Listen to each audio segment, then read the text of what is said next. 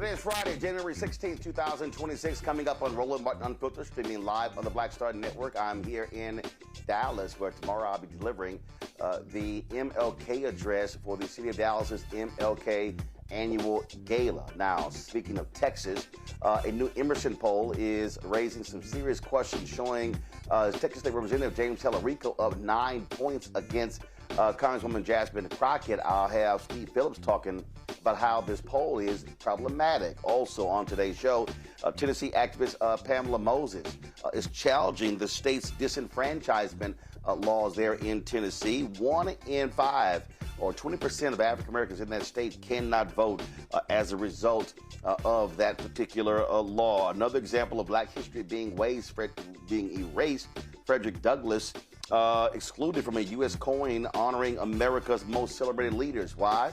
Because of white supremacists Donald Trump and MAGA. Also, a Texas A&M University professor is calling out the university over them canceling his ethics class and him finding out like he was a regular nobody. He'll join us on the show as well.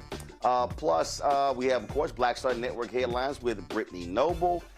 And also, I'm going to give y'all an update on a lawsuit that we had to file against a Black-owned company who never delivered the Sprinter that we ordered. You're watching Roland Martin Unfiltered on the Black Star Network. It's time to bring the funk. Let's go. He's got whatever the miss, he's on it. Whatever it is, he's got the scoop, the fact, the find. And when it breaks, he's right on time and it's rolling. Best believe he's knowing. Putting it down from sports to news to politics. With entertainment just for kicks, he's rolling. It's on go, y'all. It's Roland Martin, rolling with Roland now. He's funk, he's fresh, he's real, the best, you know he's Roland Martin now.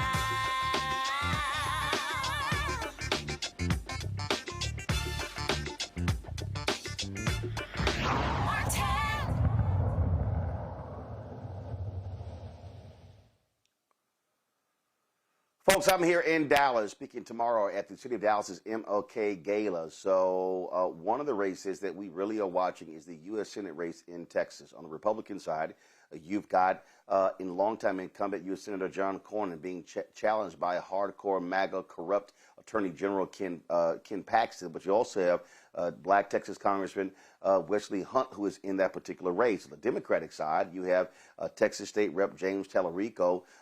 Many people say he's a TikTok star for many of the videos that he has posted of him challenging Republicans in Texas. And, of course, the woman Donald Trump despises, Texas Congresswoman Jasmine Crockett. Yesterday, Emerson College dropped a poll that shocked a lot of people, showing that Tallarico was up 9 points against Crockett. Now, you look at all other polling that's been taken, Crockett has had anywhere from a 7 to 12-point lead. So this poll raised lots of questions, and folks started looking at the methodology of how this poll was taken. Joining us right now is Steve Phillips. He is a host, author as well. And so Steve was breaking this whole thing down on social media. And so I want to talk to him about it. Steve, glad to have you back on Roland Martin Unfiltered. So walk us through the issues that you have with this Emerson poll that, again, a lot of folks have been talking about, because folks were stunned and shocked to see a poll showing Crockett down 9 points to Tallarico. Right. Yeah, there's a lot of problems with it. And let's just start with, when you dig into the specific numbers and they break out the Democrats specifically, that Crockett leads among the Democrats. And so Tallarico's lead within this poll comes from Republicans. Apparently may have said they're going to vote the Democratic poll, but he leads among Republicans and then independents, which is a very fraught issue in terms of how those different people are going to be. But this is a Democratic primary. And even in the Emerson poll, when you drill down to the specific people who self-identify as Democrats, Crockett leads. So that's a first piece. Then you get into the whole piece around the incredibly small sample size of this poll. And so then they kind of throw out, oh, there's African Americans and Latinos and whites, but we're only talking about 400 voters total. And so then for the subgroups and for those crosstabs, it's even smaller sample size. So statistically, it's very hard to accurately get a read on that kind of a population with that kind of numbers that you're actually using. And then the other piece about it is that this is the first poll that's showing anything like this, right? There was a poll by Data for Social Good in November that showed Crockett ahead, showed her ahead among Kamala voters, 31% to 22%. There was a December poll that came out that has her leading by 8%. And then so all of a sudden now, somehow, the whole race has turned over the Christmas holidays. And so this is really the question that we're actually trying to deal with here, actually. So.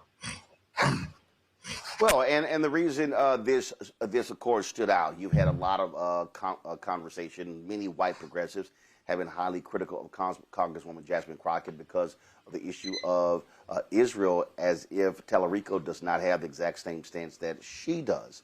And so you've had a lot of that going on. You had this white and Asian comedian who implored people not to give any money to Crockett.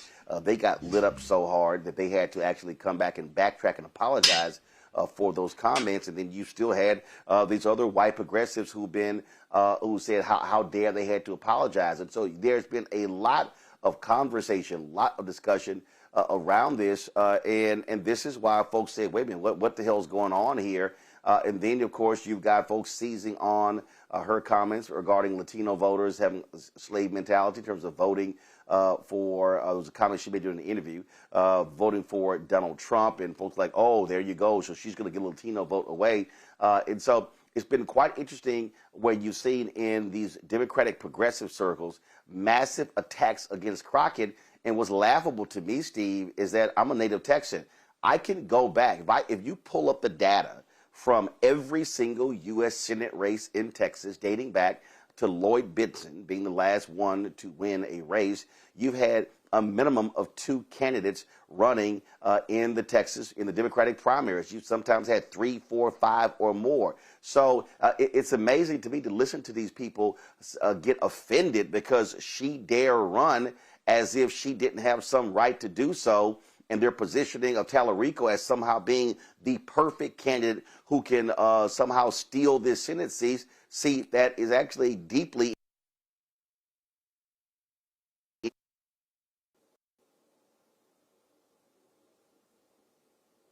Yeah, so this Steve, really late. Yeah, I hear you. I have got you. You guys hear me? Okay. Okay. Yeah. It's really laid bare many of the problems within the progressive movement and the Democratic Party within this country, both in terms of the reluctance and the higher level of skepticism and doubt, both on race and gender lines. And so there's a predisposition to want to and feel comfortable to actually attack the Black woman candidate that I don't think there's a lot of self-awareness about in the Democratic Party. And then the other part about this is that there's this article in the New York Times, right, saying that Tallarico was the savior for the Democrats. And there's this deep-seated desire among Democrats to find the right white candidate who's kind of this age of enlightenment person who can reason with voters, go on Joe Rogan, and then win over the Trump people and get them to see the error of their ways. But Texas has had 30 years of Democrats not winning. And so it really is a fool's errand in that regard, at the same time as there are 5 million people of color who did not vote in the last midterm election. So that's where the upside is. And so which candidate offers that hope? Well, I've had to push back against many of these people saying, y'all clearly don't know a damn thing about Texas. The reality is 60% of Texas is Black and brown. 60% of Texas is made up of Latinos, African Americans, Asian Americans, Native Americans. 40% white. Yet, when it comes to voting, 60% of the people who vote are white, and 40% are Latino, African American, Asian American, Native American. So the reality is, what I have been saying for the longest is Texas is an unorganized state. Now, it does not mean that you don't have Black conservatives, Latino conservatives, Asian American conservatives. They exist. Native American conservatives, they exist. But the reality is that's what you find in this state. Democrats have, frankly, given up on this state for a very long time. When Beto O'Rourke ran against Senator Ted Cruz, he lost by 2.5 points. Then Congressman Colin Allred almost lost by 10 points to Ted Cruz last year. And what was also crazy, listen to these same people who were sitting here saying, oh my God, that Allred was the perfect candidate. I was kind of like, did y'all just skip last year where he literally lost by 10 points? It did not really gin up the vote among African Americans. And so then you hear all of this, oh my God, Crockett is so liberal, she's so liberal, and she's so polarizing, when what you need is somebody who can actually activate that vote. And so her strategy is, how can I turn out an abnormally large percent of African Americans, and then also tap into a lot of Latinos who are angered by Donald Trump and MAGA and their policies. And so what I've said, and again, I've met with Tallarico, I've got his number, I've texted him, of course I know Crockett as well, and I'm literally want to say to these people, so, yo, shut the hell up. I mean, the point of a primary is to get the best candidate as opposed to crowning somebody. And so I don't know what the hell these white progressives are talking about. And I've said, and last point here, Steve, I've said to nearly all of them, I think y'all shut the hell up because y'all not even from Texas. You got people from San Francisco, New York City, all these other places. I had some asshole who was from Australia who was sitting here commenting. I was like, what the hell? You know nothing about Texas, and that's also what's crazy to me. Right, yeah. And so this gets back to this piece about the model candidate. And then can we find, they're saying, the right white person who can reason and appeal and be able to win over white voters in a state that has 5 million non-voting people of color. There's almost 3 million eligible African Americans, and you only need like 4 million votes to win the statewide election and whatnot. And so the total upside is very clear from a mathematical standpoint. Getting more people of color inspired, engaged, organized, as you're saying, and mobilized. That's the path to victory within Texas. Not this notion about this time we're going to magically find somebody who can actually appeal to the Republicans and win them over. That hasn't worked for 30 years. And so we need to go a new direction. And Crockett clearly represents that direction. And not only that, I'm gonna say again, this is what people don't understand. When O'Rourke ran against Greg Abbott for governor of Texas, 75% of voters, 30 and under, did not vote. And right. and so that's what. And so what I said to these same people is, when you look at, listen, there are positives to a Tallarico. There are positives to a Crockett. Tallarico has drawbacks with the name ID. Crockett has drawbacks because of polarizing in terms of how Republicans feel about him. But the whole point is, you want somebody to win the Democratic primary, and then you want the party to coalesce around them. And that's why what I've been saying to a lot of these white progressives, what y'all don't understand is you're actually screwing Democrats, because what you're doing is you're pissing off the number one demographic that supports Democrat politics, and that's African Americans. And let's be perfectly clear, okay? No Democratic candidate, I don't care who that person is. And again, Tallarico's a great guy, but there is no Democratic candidate who can come close to beating a Republican in Texas if you piss off the one group that represents the largest group of eligible black voters of any state in the United States, and that's black Texans. 1.5 million black Texans who have not been inspired to vote. And so where are we going and focusing on that? So you're 100% correct, too, is that these progressives are actually undermining the prospects for unity after the primary by all these attacks on Crockett. If Tallarico has a platform and a program to put forward and a track record, he should do that. But all these progressives who are taking these shots at Jasmine Crockett and are not even self-aware enough to know that these are largely white progressives taking a shot at a black woman. And how does that resonate among the electorate? It's a very self-defeating proposition. People need to kind of check themselves and rethink how they're approaching this. All right, Steve Phillips, we appreciate it. Thanks a lot.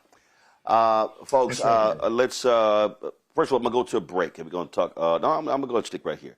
Let's not go to a break. I want to talk about this here with our panel because, again, it's crazy to look at these people and listen to the crazy things that they are saying. So Michael Imhotep hosts African History Network show out of Detroit. Raven Schwam Curtis, political commentator and Blavity correspondent. Also Matt Manning, civil rights attorney out of Corpus Christi. Matt, I'll start with you.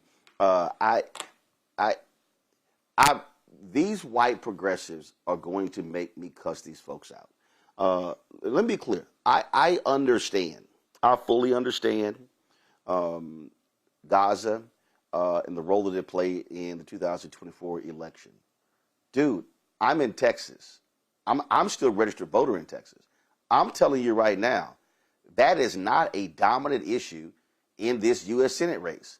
It's not. And if you have and if you want to talk about, you want to attack Congresswoman Jasmine Crockett, and now the new one, they're saying, oh, she's getting money from the crypto industry, and that's bad, as if not other Democrats are doing that, then guess what? What's on the other side? On the other side is a hardcore supporter of Israel in Senator John Cornyn, somebody who backs Donald Trump and the MAGA agenda, and then you have a corrupt Texas Attorney General who is crazy and deranged, who actually could upset Cornyn because Texas Republicans want to be so hard right and so MAGA. So you mean to tell me you would stir up this level of dissension, knowing full well that what you should be focusing on is trying to turn out as many Democrats as possible and organizing and mobilizing this state? These people are stuck on stupid. Yeah, they are. You're hitting the nail on the head. And, you know, to talk about Ken Paxton, just this week his office issued an attorney general opinion saying that people should be able to bring handguns to the city of Corpus Christi city council meetings. So I might be on here talking pretty soon about the effects of that policy, because we know that right down the road from there, that Uvalde trial is going on in the very county that I live in. Ken Paxton is the absolute worst and shouldn't even be considered, as is John Cornyn. But in any event, you're 100% right. That's what I'm hearing around the water cooler. That's what I'm hearing at the lunch table. That's what I'm hearing out in the wild, is people continuing to say that Tallarico is kind of the prototypical candidate. And I think, Steve, and you hit the nail on the head. It's the progressives wanting to find what they believe to be the white savior, the person that they think is going to be most palatable to the crazies out in West Texas who are absolutely not going to vote Democrat anyway, who they want to bring over. They think Tallarico is the salvo for that. But I will tell you something I heard interestingly this week that I didn't expect to hear, at least in the way that I heard it. And I was talking to a young white guy, and he told me pretty frankly, he said, man, I'm not voting for Tallarico because that's exactly what we tried to get in Bethel, and that continues to not work. I'm voting for Crockett because we need to go in a completely different direction.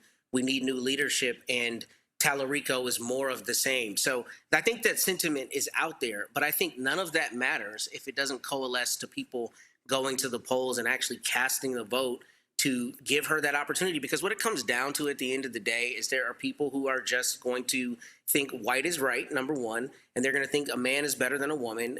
Even in 2026, unfortunately, that's still what we're dealing with, a lot of backwards people. And that's why I think some of the attacks that she's had are not attacks that are rooted in anything substantive. They're all straw man attacks because they're all trying to knock her down because she's not prototypical in their mind of the right candidate. So that's what I'm hearing here in Texas. But I am heartened to hear that there are some people who think we need to go ahead and break away and take a new tack. Raven, I responded on Threads to one of these crazy ass people. And I can tell you it was unbelievable. I traced back all of these races. The reality is you've never had an African-American woman run statewide. African-American man? Yes. Have you had Latinos run statewide? Yes. Have you had Latinas run statewide? Yes. Have you had white women run statewide for U.S. Senate? Yes. Have you had white men run for statewide for United States Senate? Yes. And they all lost. So we could literally sit here and go back to 1988 and find every type of candidate you can think of to run for U.S. Senate, and they all lost. So this idea that, oh, all of a sudden there's this perfect candidate to run is stupid.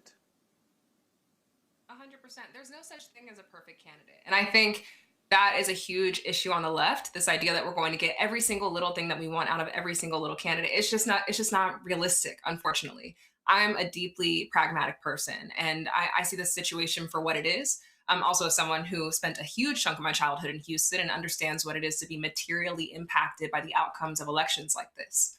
The reality is 8% of Democrats, or only 8% of Democrats, support Israel's military action in Palestine, right? It is wildly unpopular among our constituency. We don't want our politicians to be supporting a nation state, enabling a genocide, enacting a genocide. It's really that simple. And to your earlier point, Roland, both Tallarico and Crockett have expressed sentiments around this issue that are pretty commiserate.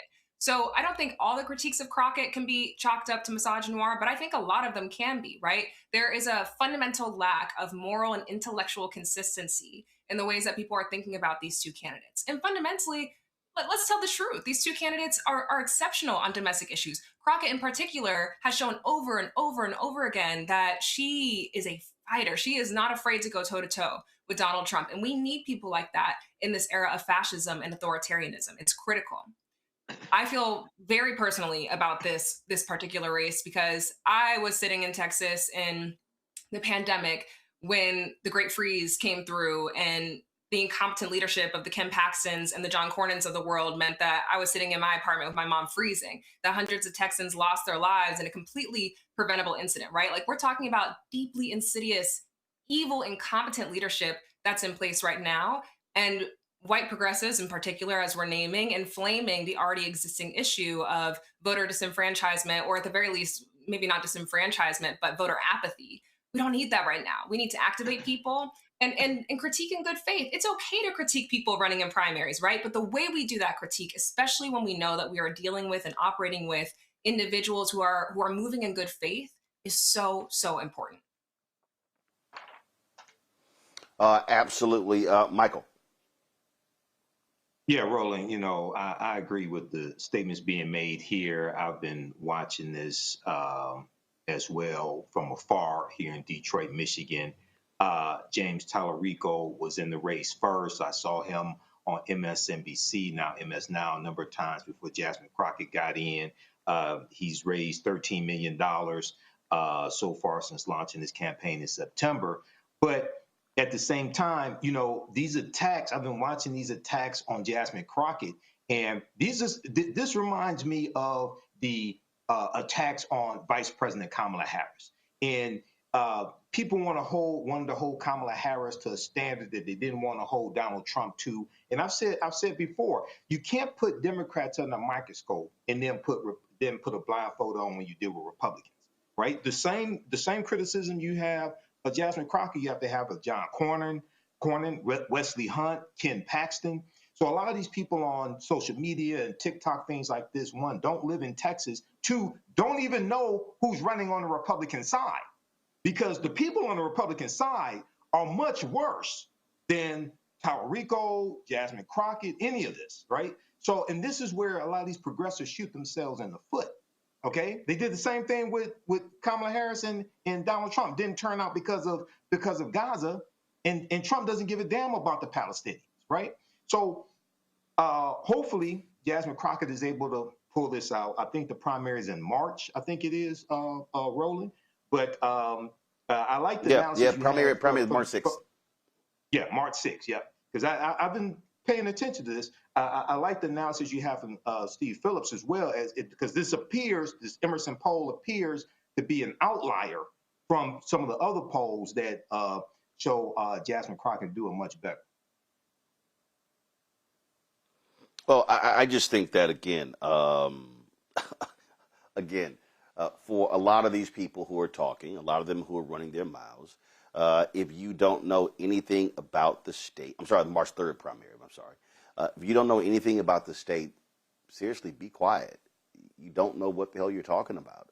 And I just don't understand what some of these people are thinking and operating. All right, y'all, going to go to a break. We come back, more Roland Martin Unfiltered right here on the Black Star Network.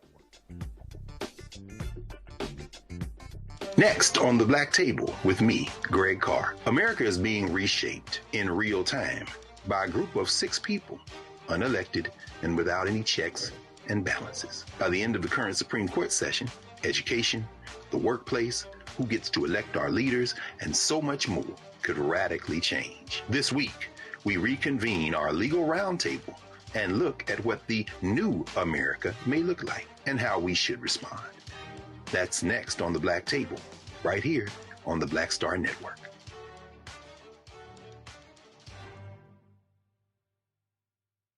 On a next, A Balanced Life with me, Dr. Jackie, a relationship that we have to have. We're often afraid of it and don't like to talk about it. That's right, we're talking about our relationship with money. And here's the thing, our relationship with money oftentimes determines whether we have it or not. Balancing your relationship with your pocketbook, that's next on A Balanced Life with me, Dr. Jackie, here at Black Star Network. If in this country right now, you have people get up in the morning and the only thing they can think about is how many people they can hurt, and they got the power, that's the time for mourning. For better or worse, what makes America special, it's that legal system that's supposed to protect minorities from the tyranny of the majority. We are at a point of a moral emergency. We must raise a voice of outrage. We must raise a voice of compassion. And we must raise a voice of unity. We are not in a crisis of party versus party. We are in a crisis of civilization, a human rights crisis, and a crisis of democracy itself. And guess what? You've been chosen to make sure that those that would destroy, those that would hate, don't have the final say, and they don't ultimately win. I'm Ryan Wilson, CEO and co-founder of The Gathering Spot, and you're watching Roland Martin Unfiltered on the Black Star Network.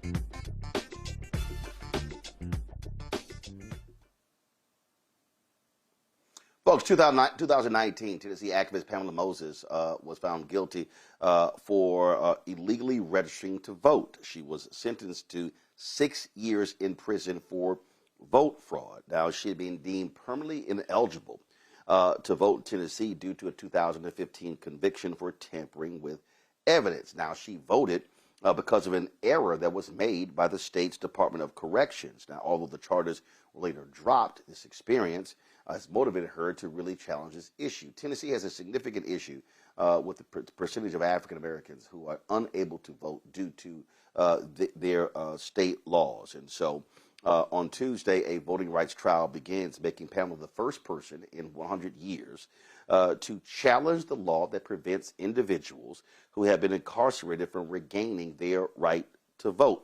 If successful, this ruling could automatically restore voting rights for more than 500,000 Tennesseans. Joining us right now is Pamela and her attorney, John Habenreich. Glad to have the both of you here on the show.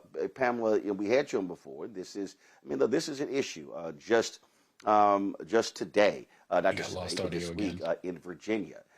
They moved forth with the second time that would move to a constitutional amendment that would restore the voting rights of the formerly incarcerated in Virginia.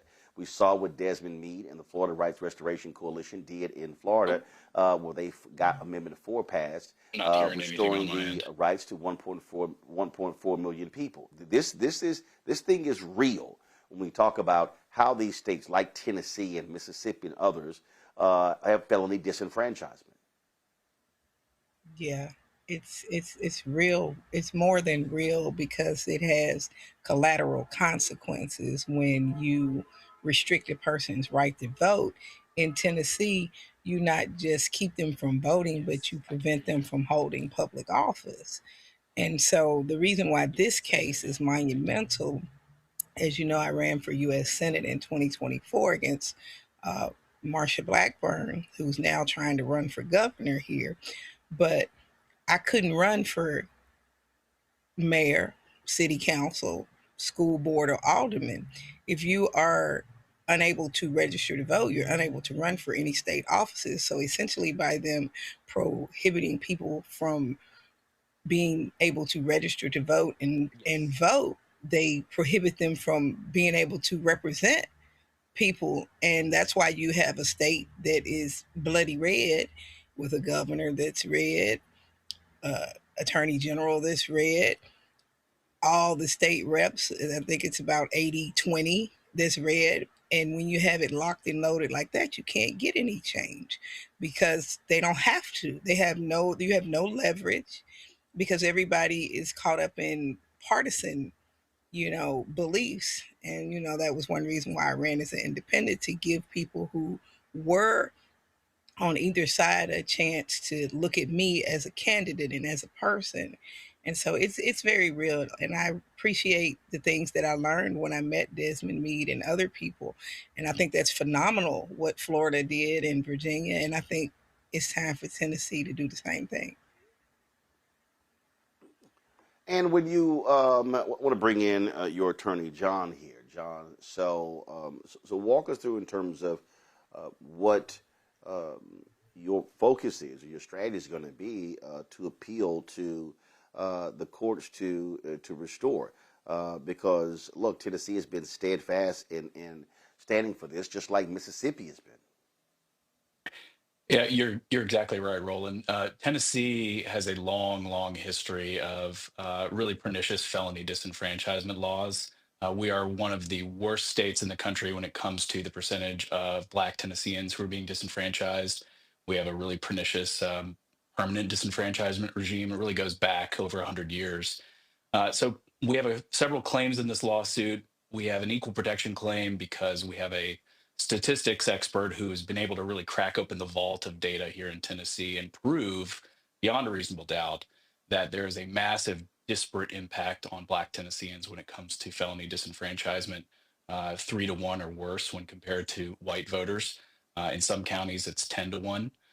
So we are going to be proving that on the stand through the state's own data, that this has a massive impact on Black Tennesseans. We also have claims relating to the history of felony disenfranchisement in Tennessee.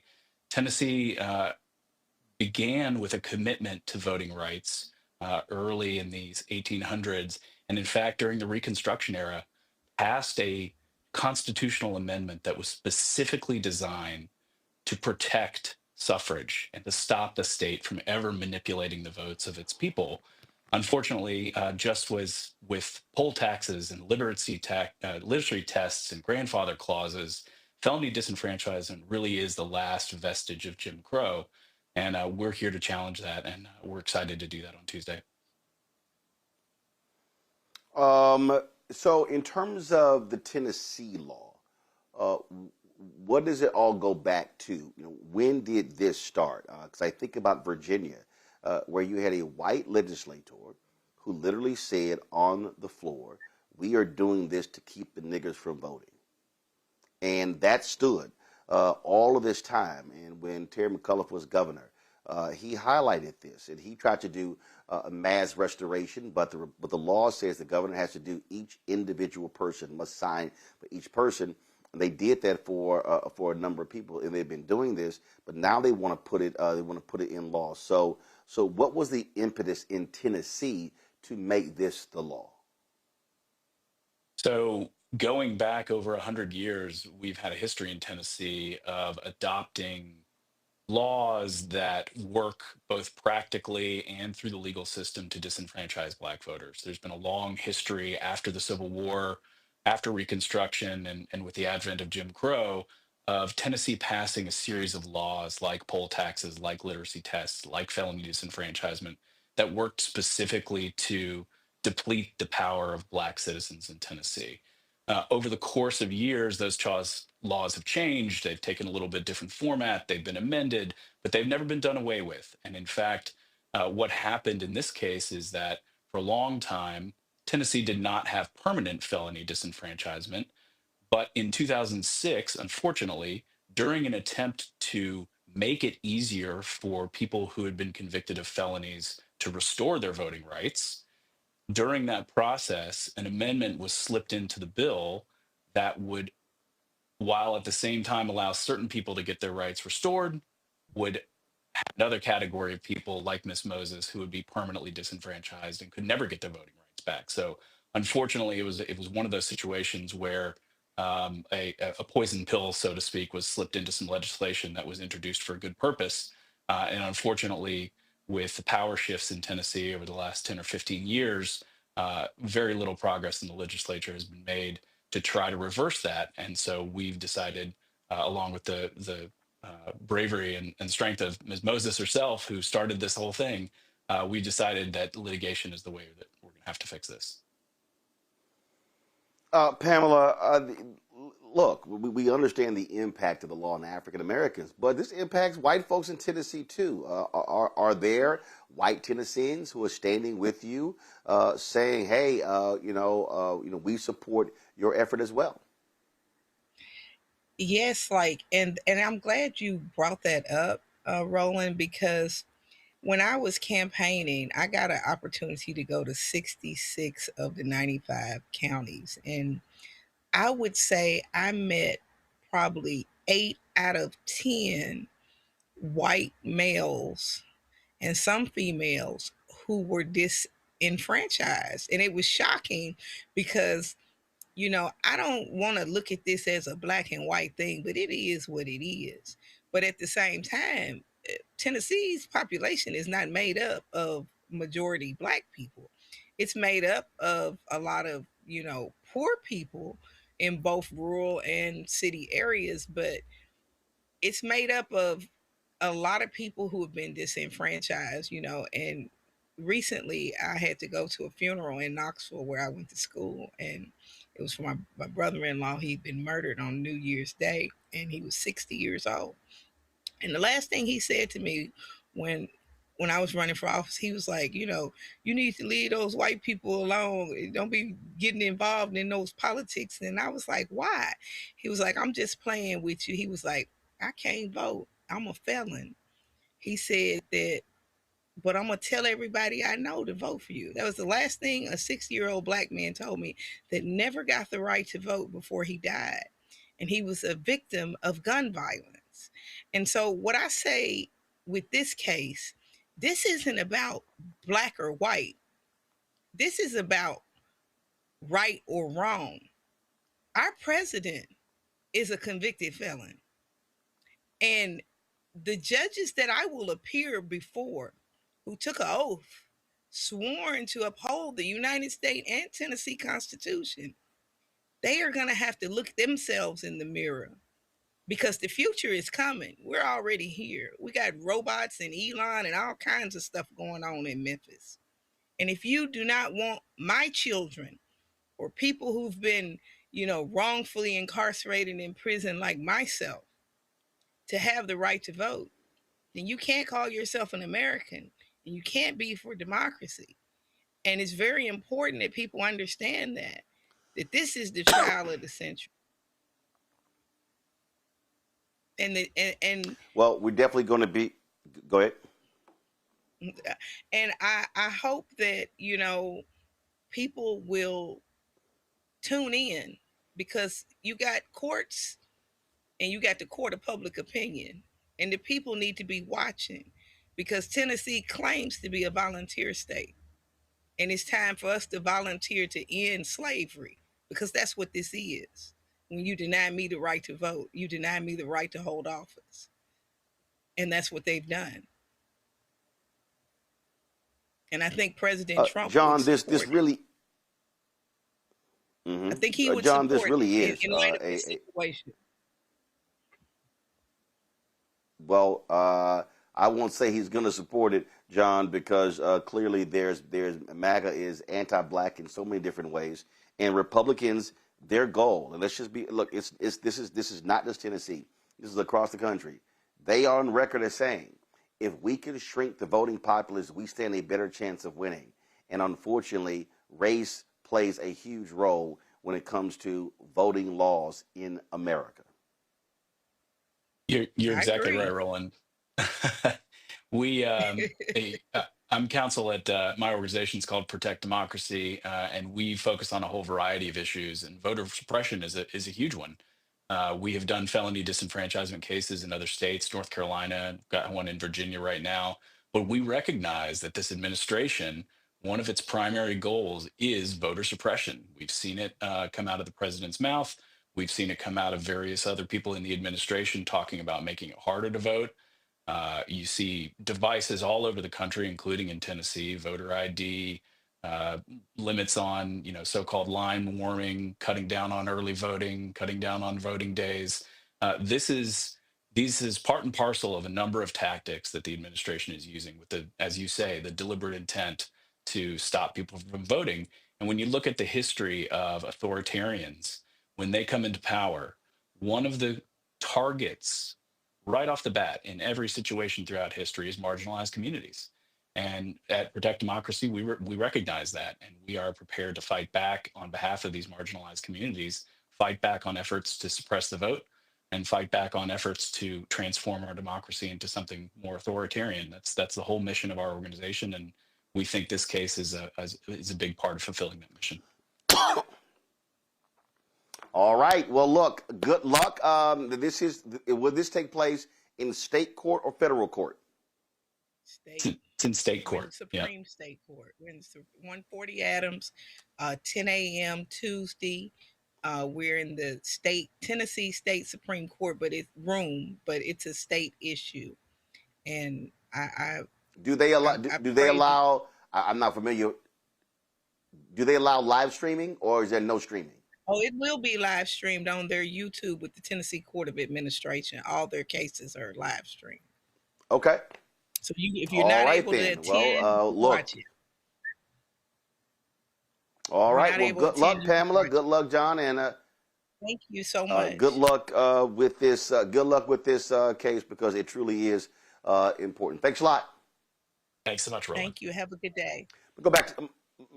I'm gonna go back to my panel here. I'll start with the resident lawyer, although I might be in Texas. He's a Howard grad, but he's always trying to claim that little school up the road. Matt, the point here is it's no doubt Republicans flat out they want to keep these laws on the books because they want to keep black folks from voting. And I asked that question about white folks. I hope white Tennesseans are rising up and saying, I want my right to vote back too. Yeah, because there are a lot of white felons too, people who are affected by this. In fact, I have a client here in Texas dealing with a similar issue regarding disenfranchisement, and we were talking about it earlier this week. But what I wanted to ask them, and maybe you or the other panelists have some information on this, what I think is especially insidious about this is I read the constitutional section so I could see kind of their argument. And the way Tennessee passed this law is it says you're permanently disenfranchised if you're, quote, convicted of an infamous crime, or if you are convicted of specific crimes. I think in 2024, they promulgated a law where voter fraud would be one of them. Now, the thing I don't understand as a threshold matter in this case is Ms. Moses' case was dismissed in 2022. So that to me seems to be dispositive. It seems to be there's a mootness question, because usually what courts do is they say we don't even want to get to the ultimate question if there's not a current dispute between these two litigants, right? Ms. Moses in the state of Tennessee. So if her case has been dismissed, I don't even understand how the state could be denying her rights under its own law from the little bit that I read. But I do think that, to your point, the way these laws are written is very insidious, because something like a, quote, infamous crime, what is that, right? How do you define that? Maybe it's defined somewhere in the statutory section, but that's precisely the kind of thing that allows local administrators on the ground to say, you know what, Mr. Manning, you can't register to vote. We think that's an infamous crime. That's the kind of nebulous thing that you do when you want to make it such that people are not given their right back to vote. And what's especially interesting is the United States Constitution has caveats about when you are removed from servitude, or when you're removed from, being punished. In fact, the Eighth Amendment specifically says you can't be punished, essentially, overly harshly commensurate to the crime you allegedly committed. There's no question from a due process standpoint, taking away somebody's right to vote lifelong is virtually, a death penalty sentence, as you might say. So I really don't understand how it's still working in this case. I was hoping to ask them that question, but I think your larger point is 100% correct. And I think what happens a lot of times with disenfranchisement as it relates to voting and just the restoration of rights to people who have felonies is the system is so arcane and so difficult to navigate that people just give up. I mean, I see it more commonly in the instance of gun rights, but I've had people who have felonies and they're distant in their past, 40, 50 years ago, and they still don't know how to navigate the restoration of their rights because the system is purposely made difficult so that you are never fully restored, particularly with respect to your right to vote. So I think you're exactly right, and I don't quite understand how it's playing out in this case, but it's clearly intended to make it difficult for any felon to have their rights renewed. Raven. I'm thinking about this conversation very holistically. When we talk about incarceration, mass incarceration, it starts from the very beginning. It starts with the school to prison pipeline. Then it turns into Black and Brown and Indigenous folks being over-indexed in prisons and jails. And then it looks like our communities being disenfranchised when it comes to the ballot box. And the more I think about sort of this timeline of how everything unfolds, I mean, the word is insidious. I feel like that's the word of the night, just how fundamentally and profoundly insidious it feels. And for me, at the core of all this is a politics of disposability. I'm an abolitionist at my core. That's a whole nother conversation just in terms of what different people mean when they say abolition. But for me, fundamentally, what it means is I do not believe in a politics of disposability.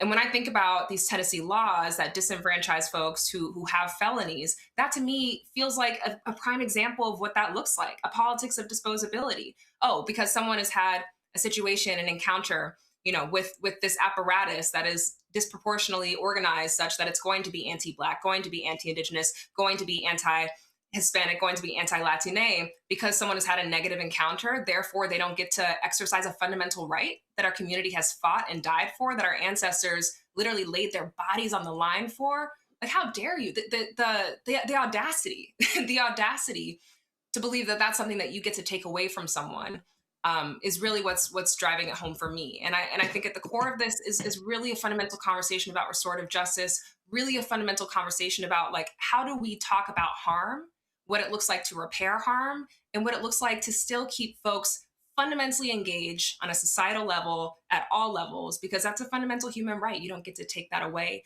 because of something that's transpired in the past. Michael. Yeah, Roland, when we look at this, we see after slavery ended, we see during the Reconstruction era, these felony disenfranchisement laws being put into place in various southern states. The earliest one that I see is Florida in 1868 when they rewrote their state constitution. Tennessee's dates back to the 1870s. And right now, looking at the Georgetown Journal of Law and Modern Critical Race Perspectives, they talk about how in Tennessee today, more than 1 in 10 Black adults are disenfranchised due to prior felony convictions. So this is a continuation of these ways to get around the 15th Amendment of 1870.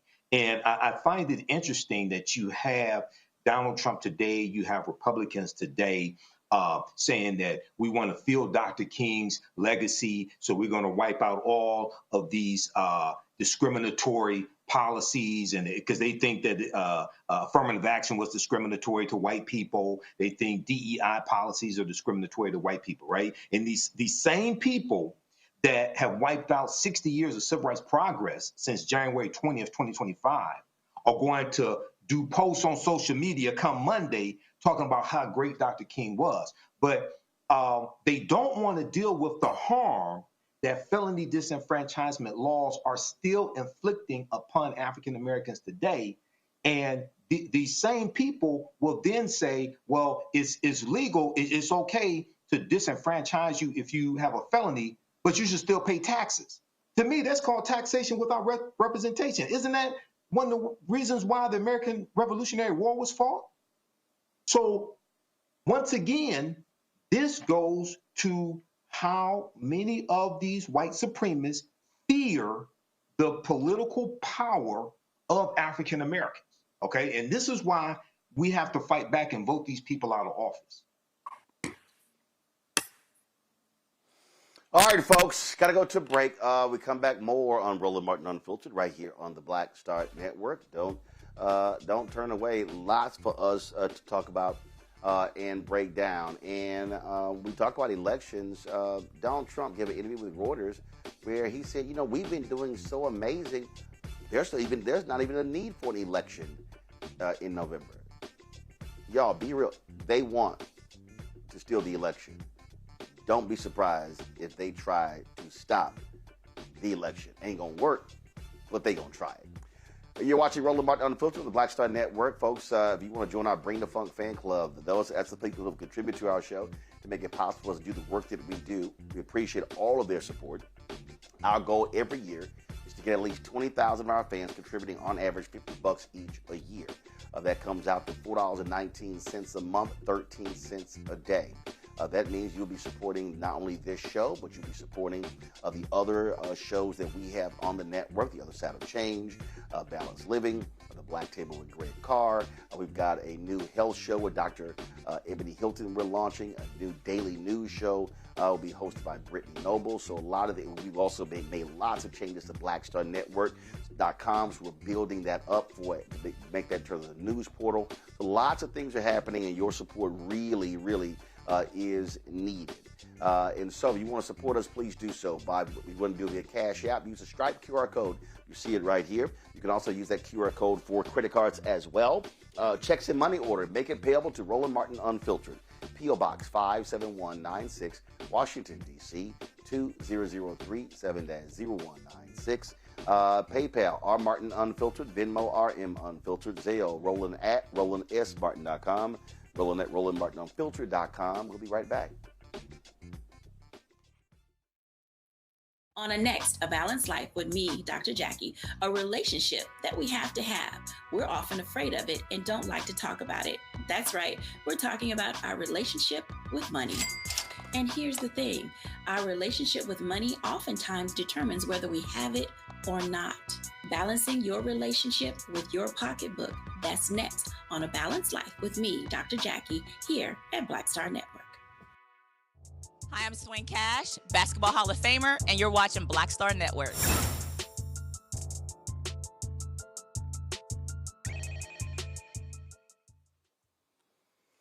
All right, folks, welcome back to the show. And let me also remind folks, if you have the Black Star Network app or haven't downloaded, we have a new provider, so you need to actually establish a new password to make sure that the app is working. So please, let's do that. And so again, establish a new password for your app. And so just want to let you know that we've had some people, they've had some issues, and so they're like, man, what's going on? It's not working. Well, that's what's going on. All right, folks. Let's go on to our next story. We've been covering a lot of these crazy stories that have been coming out. And how many times have we told y'all that what we are looking at right now is a white supremacist administration, an administration that does not give a damn about black people. The actions they have taken are perfectly clear. when it comes to denigrating, ignoring black people. Well, this year, the United States celebrates its 250th anniversary, and already MAGA is doing all their part to erase black people from this history. So the plan was, it had already been decided that 2 African Americans were going to be honored being on a U.S. coin, and one of them was Frederick Douglass. These will be put out by the U.S. Mint. Well, of course, now we know the Maryland-born Douglass, born a slave, the unbelievable life, career, orator, newspaper publisher, all those different things. But Trump and his white folks said, nah, we're not doing that. Well, joining us right now is Ventris Gibson, the immediate past director of the U.S. Mint, to talk about this here. Ventris, so take folks through what was already decided and how long that process was. How many coins are we talking about? How many Americans are going to be honored on these coins? The coins that are out now are not representative of the designs that were approved by the former Secretary Janet Yellen, approved by the Commission on Fine Arts, the Smithsonian Institute, and others. We worked diligently with Ruby Bridges' family and herself, of course, and Frederick Douglass, the appropriate contact points for that. But what is so important about this is the Semi-Quincentennial Commission Act of 2016 said very clearly they wanted a complete picture of American history. That was one requirement. The second requirement was to include women. And thus, when I was there as the director of the Mint, went out on a survey to the public where we framed the various pieces of history throughout the United States and had the public vote. We ran various groups, we did surveys, and as a result, we came up with the various periods of history. And then from there, asked the public, well, here's who do you think should? So we did engage the public. I probably went further than you wanted me to go, but that's just the backdrop. No. That's actually what I wanted. Okay. And so, what were the total number of coins that were going to be issued? They're the nickel, dime, penny, quarter, dollar coins. All would change, and the act required that the one change to the circulating coin, which is that group of coins, nickel, dime, pennies, quarters, etc., was to have 1776 to 2026. The designs, however, would come from our medallic artists, as well as our artists that we have in the United States Mint, highly talented people. And they work feverishly and really try and tell the story through medallic art. And that is exactly what they did. So there were numerous renderings. I have one that I can just hold up to the screen for you because I think you would be very pleased to see it. Sure. Okay, here's an example. This is Ruby Bridges. So those are 2 different designs that Ruby approved. And what we do is after we've worked with her and her team and our artists, we then take these designs and they go out for review and approval external to the Mint and external to the family and others. It comes back, here's what we want. And then we prepare a package with the Secretary's coinage task force, advisory committee, that principally makes recommendations to the Secretary. And that was approved, and we began the work. Because remember that the bill was signed in 2016. The work began in 2022, putting everything together for us, that is. And it takes about 18 months to pull this off. And all the number of designs, remember, we're talking about 250 years of history. We also made sure that we included the Native American population so that we had that story. And I was honored to have worked with the U.S. Treasurer, who at that time was Lynn Malerba, and she was a chief of an Indian nation, as they affectionately refer to it as. But more importantly, the designs were in the 20s and 30s because we wanted to make sure we captured the essence of what exactly our history should say. And I have to tell you, if you saw these designs, the voting rights, women, the abolitionist part of our history, and it was nothing negative. It was all positive. Because, Roland, the reason why I wanted to come and tell you guys this today, I am floored at what I see, that the tapestry and the richness of our country as it relates to us as a people, African Americans, Black Americans, whatever we want to use today. The bottom line is this: we have been cut out. Cut out. We aren't, the Treasury's not even following the legislation. And I find it unacceptable. Another pin in stopping us from moving forward, eliminating us from history. What they claim this is about patriotism and putting patriots on. They also chalked these designs that you talked about up to wokeness and diversity, and so that's what this all is about. This is about whiteness, and so what Donald Trump and his Treasury Secretary Scott Bessent did, they totally ignored the committee as well. When they unveiled this, the 11 members of the committee didn't even show up for it as a statement of protest. Well, here's another to add to that. The law requires us, as well, I'm no longer with the Mint, but it was the best job ever. I loved all the work we did there, especially for connecting America through coins. But the bottom line is this president violating the law and having the Mint put his image on a coin, a circulating coin.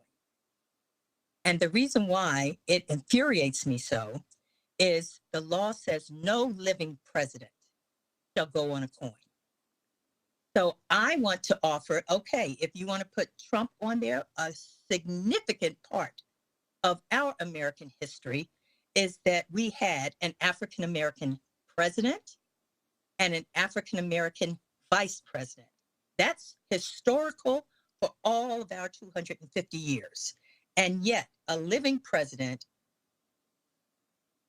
like the one we have in office is really trying to erase us as a people. And we've got to do something different, Roland. That's why I decided I was going to find out who else can I tell that this has got to stop.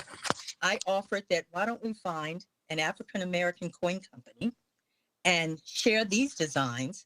They will not be circulating coins, of course, because it's really too late to do that. But giving our people an option, letting our children know that when you hold this coin in your hand, you are part of that history. Right now, the coins that are out there, and the Mint has said this, and I was surprised by that, that as Americans, when we hold these new coins in our hands, we will feel the connection to coins. I want to feel connection to my people. I want to feel that we are part of this country and have been, and so significantly so. And I want to stand and say, no, if it's up to me, I can try and do as much as I can in reaching out to others. And that's why I reached out to you, to Mike Dyson, and to you. Thank you. Well, this goes to show you the kind of folks that we have there. And when you are a massive narcissist, there's no shock that he would want to put his own face on a coin, and then he would have his lackeys defend doing so. And that's exactly what we're dealing with. Well, Ms. Gibson, we certainly appreciate you joining us, apprising us of this.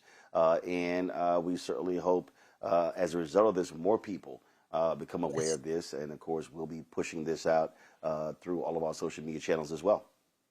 Thank you. And I just leave you with this, that Dr. King told us that injustice anywhere is a threat to justice every day. And we are realizing it every day. And yes, indeed, we are. We appreciate it. Thanks a lot. Thank you. Raven, I'll start with you. Let's just be real clear, and I got no problem saying it. These people, it's whitewashing. It's white supremacy. At the end of the day, their whole idea is like, oh, no, we don't want to talk about those things. We don't want to talk about women's suffrage. We don't want to talk about slavery. We don't want to talk about civil rights, because no, that's not how we should be talking about the power of what it means to be an American. They want to overlook those things as if they didn't exist. And so that is what we're dealing with. We are dealing with white supremacists who want to hold up a white view of America in its 250th year. That's absolutely right. This is straight up a historicity. And honestly, I'm somewhere between enraged and like on the verge of tears almost, because it's so sad and so shameful that 250 years into this project called the United States of America, the leaders in this country still refuse to reckon with this nation's original sins. Chattel slavery, indigenous genocide, land theft, the list goes on and on. And the alternatives of who they want to put on those coins are the founding fathers. This administration is obsessed with the founding fathers. But let's break it down, right? James Madison, enslaver. George Washington, enslaver. Thomas Jefferson, enslaver and assaulter. Let's not forget about Sally Hemings, right? They just keep showing their colors over and over and over again. And I know there's a lot going on in the news cycle right now, so folks may have missed this, but the White House actually partnered with Prager University to push out these AI-generated, videos of the founding fathers with the intention of essentially pushing out more of this ahistoricity. So it's really just astoundingly predictable. I think this goes even beyond a quote unquote colorblind positionality in terms of these politics. It's really something much more sinister. It really is an attempt to rewrite and obfuscate the histories of communities on the project. Look, I mean, these people don't care about any of this. It is about whiteness, Michael, pure and simple. That is their focus. That is their strategy. I mean, they are just making my book, White Fear, just come alive every single day with every move they make.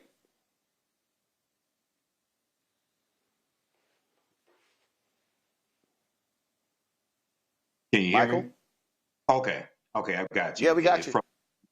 Yeah. Well, Roland, unfortunately, this is not surprising, and this is just indicative of these white supremacist, white nationalists. And in 2024, they told us what they were going to do. So, this is unfortunate, but it's not surprising. I mean, when you revoke Executive Order 11246, affirmative action, from President Lyndon Johnson on your second day in office, well, we can see that this was coming, And one of the interesting things is we see this attack from Donald Trump on the Smithsonian African American Museum, right? And they want to sanitize it, and they say it talks too much about slavery. Now, in 2017, when he took a tour of the museum, he talked about how it lauded great heroes and how magnificent the museum was, things like this. And New York Times has a good piece called "The War on Wokeness Comes to the U.S. Mint," and they said to commemorate the abolition of slavery, the committee had recommended an image of Frederick Douglass, okay, as the sister just talked about, on the obverse, and shackled and unshackled hands on the reverse, right? So they want to wipe out all these references to slavery. We see his attack on Juneteenth. We see his attack on Dr. King holiday as well. So this is not surprising. This is white people being white people, white supremacists, I should say, being white supremacists. And unfortunately, this is what happens when the wrong people get in power. They do things like this. Matt? So one thing I wanted to ask Ms. Gibson is how the Mint determines what its priorities are when you have, new circulating coins coming out like this, because there's got to be some component there where they talk about, the psychology of a minted coin, the patriotic value, making sure people are on it, all that kind of thing, because I'm sure there's some psychological questions that go into that. So the first question is, how does the Mint even decide how you're going to show? Matt, they got all of that. Matt, no. Right. I said, Matt, what you laying like if you pull up, they got all of that. These folks don't care. Yeah. They just run roughshod. They don't care about the law, the rules, the committee, the choices. They don't care about it was public. They like, damn that. They went woke, woke. That's wokeness. It's out.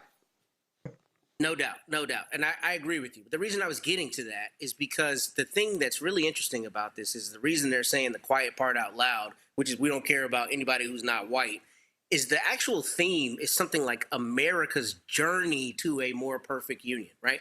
So if you look at the words of their own theme that the Trump administration has kept, that would be inclusive of anybody part of that journey. But instead of making the messaging coalesce with that, instead of saying, oh, this is about, commemorating America's founding or using something that's at least, defensible as a reason that you extricate everybody who's not white and who's not a founding father, they say it's America's journey and you don't include most of the parts of that journey. We know it's racism. There's no question with that. But it's interesting that this administration has gotten so brazen and they are so used to just making the message that they want to make that they don't even try to enshroud it in anything. They just say, America's journey doesn't include Negroes. America's journey doesn't include Latinos, Chicanos. It does not include anybody who's not white. And I think that's emblematic of the fact that every one of these coins is a white person.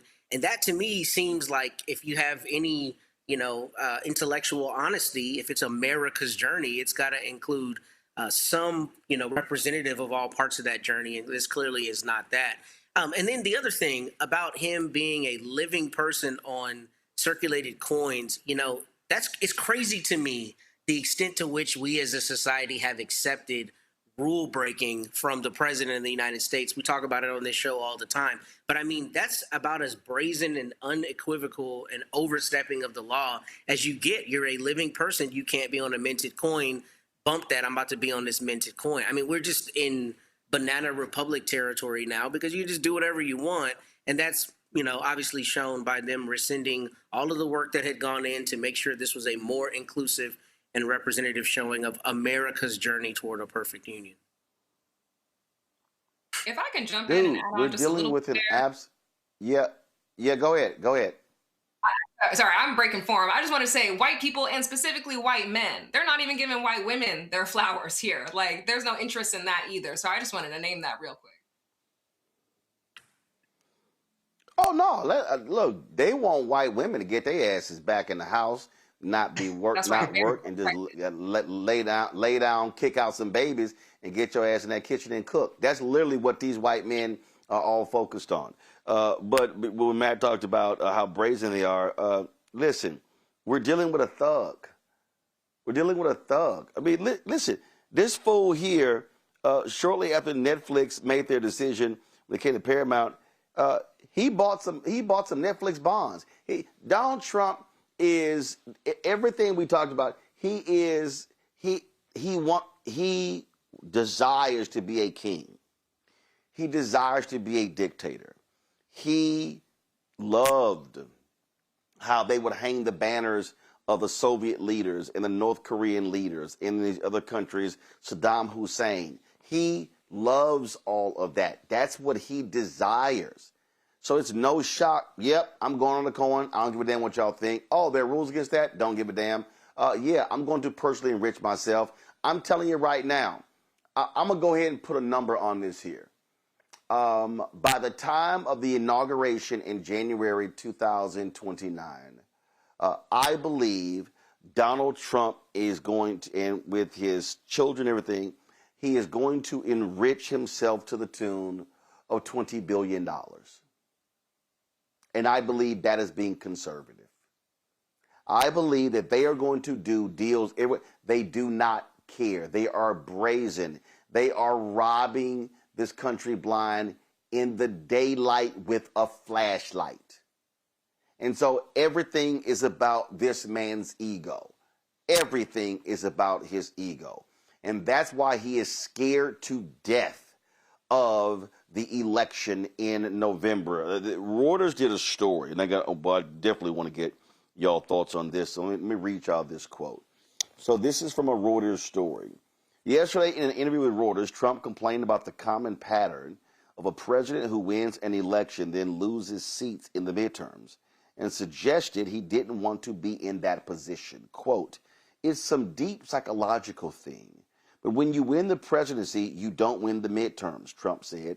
He went on to say that he had accomplished so much that, quote, when you think of it, we shouldn't even have an election. Michael. Oh, I'll take this one first. Absolutely. And he doesn't want to have an election. Well, that's why I call your damn name. That's why I call your name first. Right. No. That's why I call your name first. Right. Okay. Yeah, he doesn't want to have an election. Right. He would try to do everything he can to make sure we don't have an election in 2026. And if there is one, expect him to deploy the National Guard, to have ICE running rampant through cities that have high African-American populations, Democratic cities like he is now. What's going on in Minneapolis right now, that's the dry run. That's the test. That's so they can get everything together. And in the New York Times article, the extensive New York Times interview he did, I think they interviewed him for about an hour, like 1 or 2 weeks ago. He said something to the effect that he regretted not seizing the voting machines in the previous presidential election, right? So he's signaling. I've said this before. I've said this for years. Everything that Trump does, he tells you ahead of time he's going to do it. The problem is a lot of people don't believe him. And I'm telling you right now, as Stephen Bannon said, they figured out 6 or 7 ways for him to serve a third term, or however they want to phrase it. They're going to try to run that game too. I'm telling you. Yeah. So I believe him. Absolutely. They're going to try. We got to fight harder, and we have to stop them. Yeah, Raven, White House chief liar-in-chief Carolyn Levitt, when asked, she's like, oh, he was just playing. No, he wasn't playing. And also, even if he was, what do you mean he was just playing? That's the president of the United States of America. You don't play about that.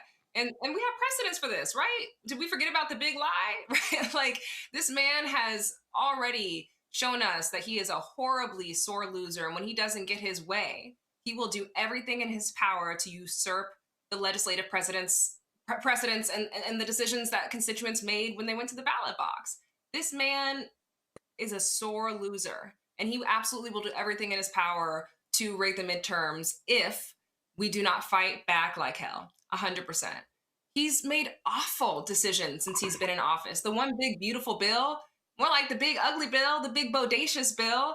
Folks can't afford their health care. Folks can't afford their groceries. Folks can't afford their housing. Are we great yet? Did we do it? Was this worth it, y'all, putting this bigot in office? Because where one form of bigotry exists, all the other forms exist too. And at the core of all of this is class warfare. This is a man who is a billionaire. He's 4 other billionaires. And to your point, Roland, he is using his positionality of power right now to further enrich himself. Let's talk about crypto. Let's talk about the Genius Act. Let's talk about all those loopholes. Let's talk about how he's already enriched himself. Billions of dollars. This is not abstract. It's happening in real time right in front of us. But so much is transpiring at the same time. It's like a blitzkrieg. It's hard to identify all the evil stuff that's going on because it's happening too fast. But let's not be confused. This is not business as usual. And we need to be real intentional about midterms coming up here in a couple of months. Matt, there's nothing with MAGA I trust. Nothing. I don't give a damn what it is. They absolutely want to steal elections. They absolutely don't want to be held accountable. And what Trump is really angry about, dude, you mad because the public ain't buying your BS. The public has said that the last year has been a failure. And then he was begging Republicans, don't lose, because y'all lose, they gonna impeach me. Please, we can't have that happen. I'm like, impeach his ass. Let's go. Yeah, affordability is a made-up Democrat word, right? Even though in the election you were talking about how you're going to put a chicken in every pot, proverbially. But look, here's the truth of it. Since before he was running again, or when he started talking about running again, I said exactly this. This man is going to come in and say, I'm finna be president as long as I want to be president. And I say that tongue in cheek, but this is what we're trending toward. And part of this is all of our fault. What we have done in this society is we have legitimized this stuff that is out in the ether that would just be beyond the pale. I think Raven kind of alluded to it earlier when she said, this is the president of the United States. Before the Trump administration, we not only would have been mortified by this, but it would have probably been political suicide for a president to say we're not going to have elections. But because we're in a banana republic, the president can, quote, make a joke like that, and then Caroline Levitt can go on and say, oh, he's just joking. No, you don't joke about that kind of thing, because that's the kind of thing that is a fundamental bedrock part of our society. We got to have full and fair and free elections, and you don't get to say that we're not going to have elections at all. So, yeah, he's afraid of being impeached. And he's also able to say whatever he wants to say because we give him a bullhorn to say the bullshit he continues to say. And we as a society talk about it like it's something that needs to be discussed academically rather than said, this is absolutely banana pancakes. We cannot give this a second of our time because it's not a thing that should be discussed or given any credibility. On top of that, you talk about his narcissism and you talk about how egocentric he is. But I think a thing we don't talk about enough is that he is an egocentric puppet. It's James Blair and Stephen Miller and all these crazies who've laid in wait for all of these years to have the perfect person be their bullhorn and their mouthpiece to go out and say all of this insane stuff and to say the quiet part out loud that a lot of people are thinking in their rooms at home when they are tired of seeing black people take their country. That's what we're seeing. We're seeing kingmakers use the puppeteer, use the puppet, act as the puppeteer, and have him enact this insane policy. I mean, we are seriously sitting here talking about the president joking about us not having elections. That's exactly the kind of thing they would get on TV and say, this is why we need to go into X third world country and go depose their government because they're denying their citizens elections. But our president gets on TV and says, I'm not going to have elections, or rather says it in an interview. I mean, I don't even know what we're doing discussing this because this is the kind of thing that we have come to as a country that we should never have countenanced, and we should never give any kind of time to discuss this kind of stuff. I mean, I know we have to, but we shouldn't be doing it in the way that we are, which is giving it any credibility because it's absurd. Well, many folks said him running for the White House was absurd. And these idiots chose to do it twice. Quick break. We come back. Black Star Network headlines with Brittany Noble. And then we'll talk about the absolute mess that the right wing is creating at Texas A&M University, my alma mater. Talk about being stuck on stupid. You're watching Roland Martin Unfiltered right here on the Black Star Network. If in this country right now, you have people get up in the morning, and the only thing they can think about is how many people they can hurt, and they got the power, that's the time for mourning. For better or worse, what makes America special, it's that legal system that's supposed to protect minorities from the tyranny of the majority. We are at a point of a moral emergency. We must raise a voice of outrage. We must raise a voice of compassion. And we must raise a voice of unity. We are not in a crisis of party versus party. We are in a crisis of civilization, a human rights crisis, and a crisis of democracy itself. And guess what? You've been chosen to make sure that those that would destroy, those that would hate, don't have the final say, and they don't ultimately win. They said the quiet part out loud. Black votes are a threat, so they erased them. After the Supreme Court gutted the Voting Rights Act in 2013, Republican legislatures moved fast. New voter ID laws, polling place shutdowns, purges of black voters from the rolls. Trump's Justice Department didn't stop it, they joined in. In 2018, his DOJ backed Ohio's voter purge system, a scheme that disproportionately erased black voters. Their goal, erase black votes and political power. Yeah, that happened. These are the kinds of stories that we cover every day on Roland Martin Unfiltered. Subscribe on YouTube and download the Black Star Network app. Support fact-based independent journalism that centers African Americans and the issues that matter to our community.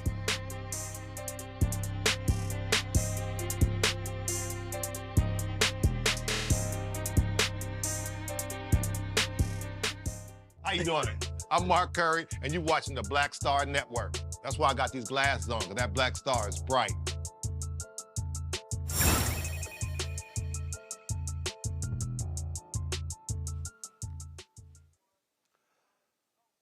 All right, folks, time for Black Star Network headlines with Brittany Noble. Roland, all 5 men charged in connection with the death of Southern University student Caleb Wilson have entered not guilty pleas. Wilson's parents and siblings were seated in the front row as Isaiah Smith, Kai Thurman, Caleb McCrae, Winston Sanders, and Jaden Landrum entered their pleas. After their arrest in March, 3 of the defendants were indicted on felony hazing charges. The charges stem from a hazing incident at a warehouse on February 26. Police say 20-year-old Wilson was participating in an Omega Psi Phi fraternity ritual when he collapsed after being punched in the chest with boxing gloves. According to police, McCrae, who also faces a manslaughter charge, was identified as the one who punched Wilson. Their next court date is scheduled for April 28th. President Donald Trump released his long-awaited plan to tackle the high cost of health care. The proposal is largely a broad framework of the president's health care priorities, including reducing drug prices, lowering health insurance premiums, and increasing price transparency. What the plan does not recommend is extending the Affordable Care Act's enhanced premium subsidies, which expired at the end of last year and sent premiums soaring for more than 20 million Americans this year. The Senate is currently wrestling with whether to renew the subsidies. It also does not make changes to Medicare or Medicaid, which covers nearly 150 million people. Well, the FBI carried out a search warrant at the Virginia home of a Washington Post reporter this week. It's part of an investigation into a federal employee who is suspected of mishandling classified information. FBI Director Kash Patel confirmed on social media that police executed the search warrant, alleging the journalist received, quote, classified sensitive military information from a government contractor, endangering our war fighters and compromising America's national security. The alleged leaker was arrested this week and is in custody. The decision to execute a search warrant at the home of a journalist is highly unusual and could escalate the already tense relationship between the media and the Trump administration. Ludacris and Nelly have been added to the lineup for a MAGA music festival. It's for the 2026 Rock the Country Music Festival. While the gathering is an official political event, it has earned its MAGA nickname due to the country-themed lineup, pro-American branding, red state aesthetics, and connections to artists such as Kid Rock and Jason Aldean. Ludacris will appear on stage in South Carolina. Meanwhile, Nelly will be in the lineup in New York alongside Kid Rock. The pair have been slammed as sellouts and cash chasers. Well, Sierra and Russell Wilson joined the list of couples gaining citizenship outside the U.S., and singer and the Giants quarterback recently visited the West African country for the first time this month and discussed plans to bring American football over to that nation. The Wilsons made their citizenship official through a ceremony with the Beninese government. The program, My Afro Origins, encourages descendants of the sub-Saharan Africans to apply for citizenship, which can take as little as 3 months to complete. Roland. All right, Brittany, I certainly appreciate it. Thanks a lot, folks. Let's now talk about what's happening at Texas A&M University. An ethics and public policy graduate course was canceled 3 days into the spring semester by the dean. Now, he canceled this because the professor, Dr. Leonard Bright, refused to submit the information needed to be exempt from a new ban on teaching gender and race ideology. Well, Dr. Bright shared on social media that his colleagues and students were informed about the cancellation of his ethics class before he was.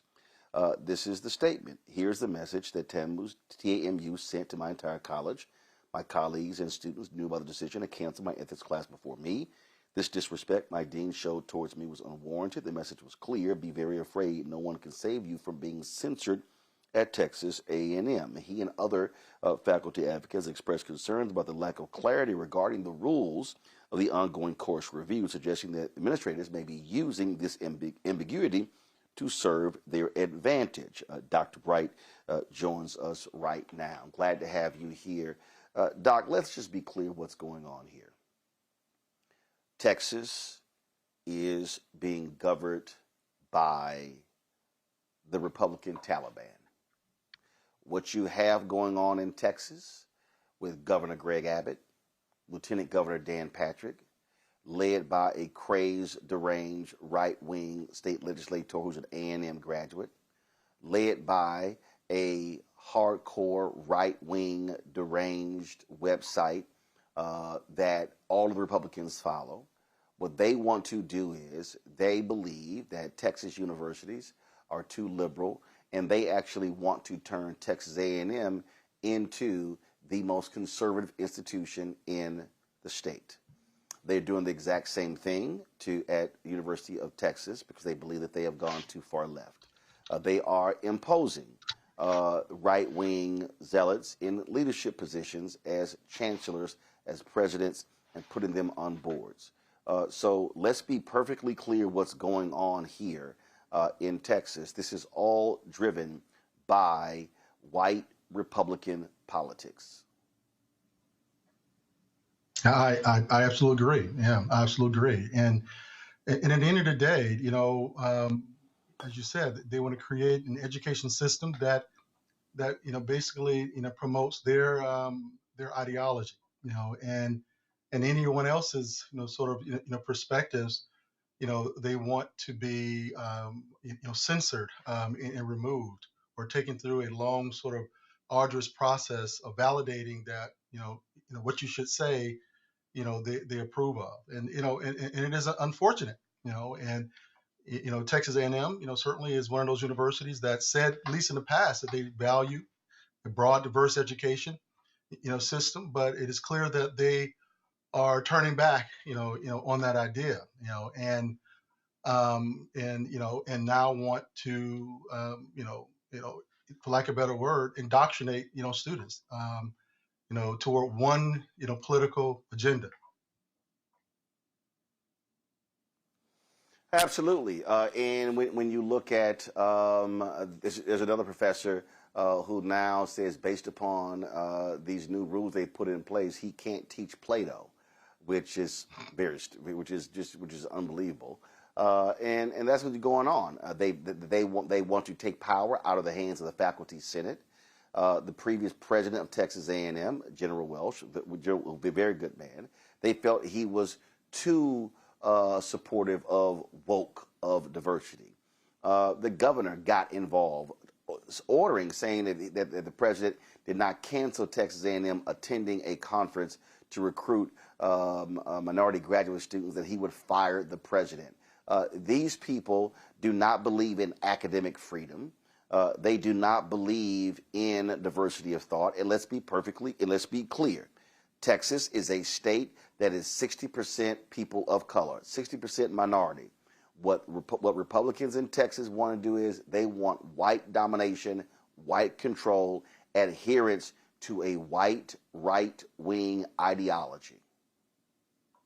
Yes. Now, and one thing I would say is, when they were considering some of the policies that Texas A&M have put in place, this prohibition on this thing they're calling race ideology, which or gender ideologies. I mean, we're like, who does that? I mean, I don't know any professor that does that, and we're like, yeah, sure, yes, we don't do that, so good.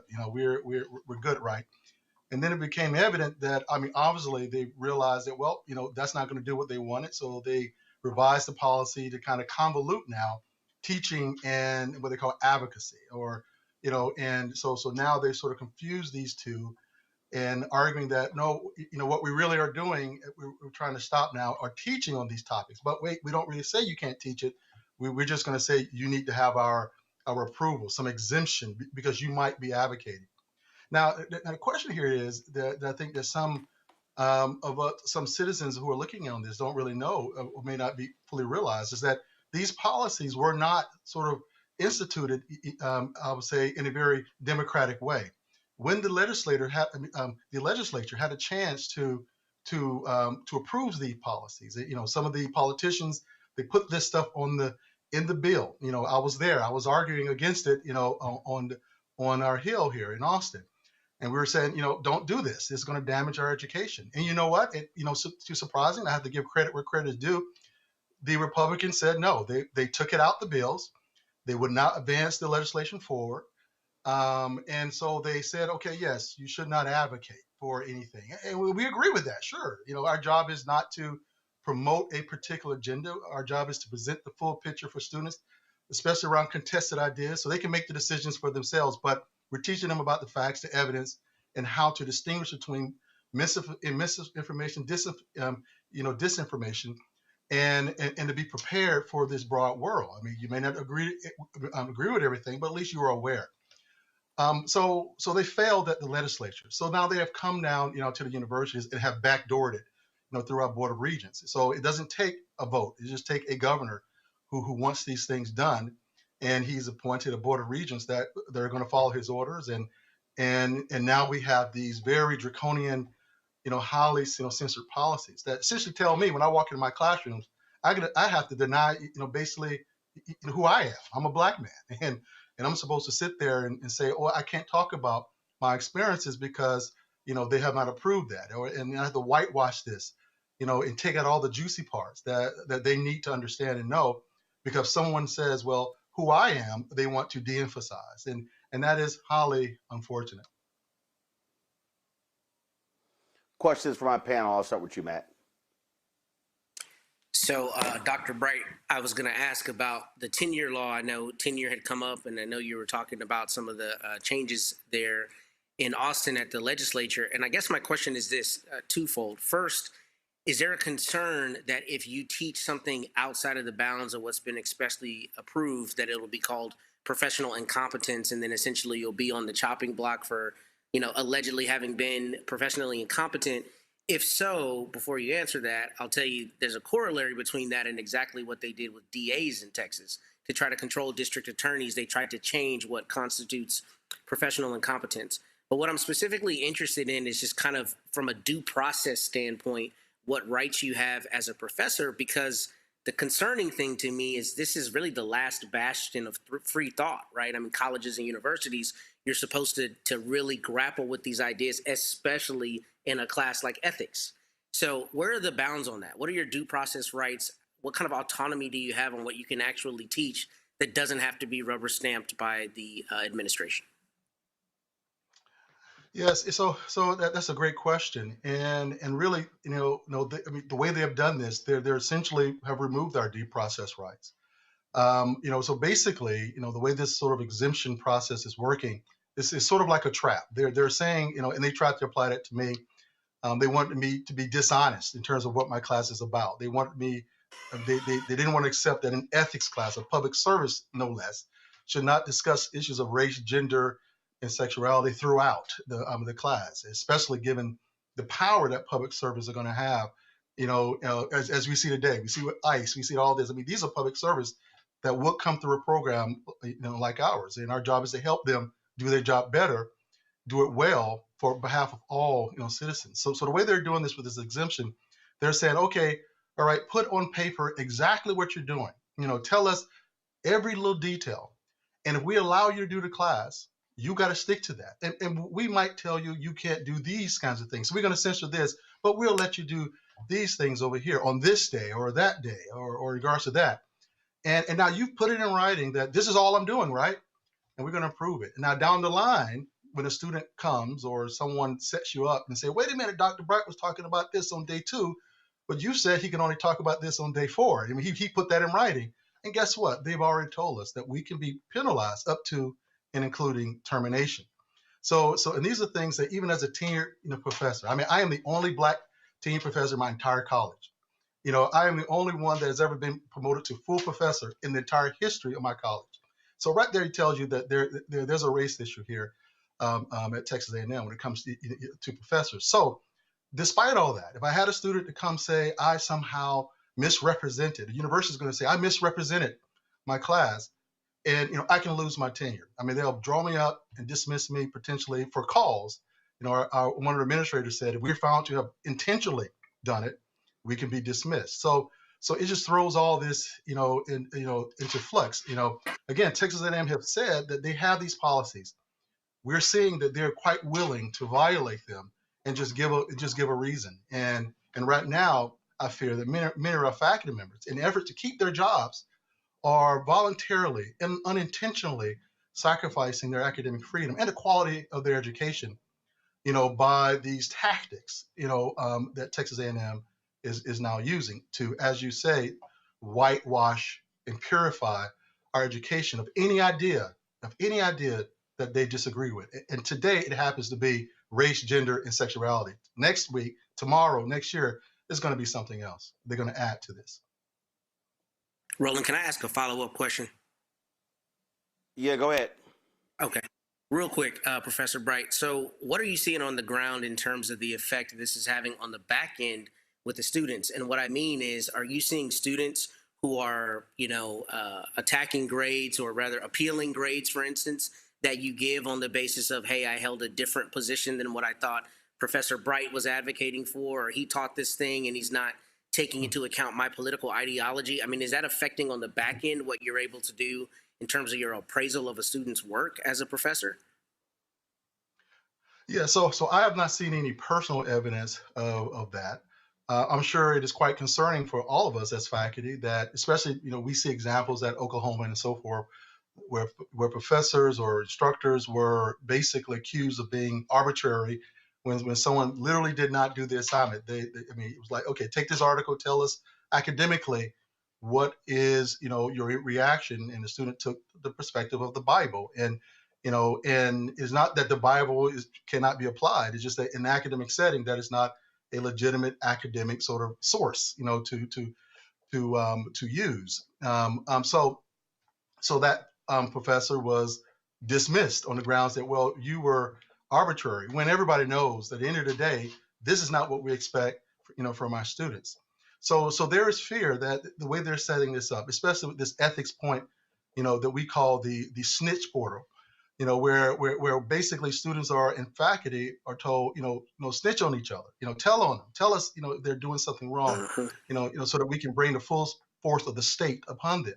And this could definitely can involve grades and grade disputes when someone comes in and say, you disqualify my perspective. So it really speaks to the importance of us designing our course in ways that demonstrates that we're not trying to disqualify anyone's ideas, as long as they're not hateful or illegal.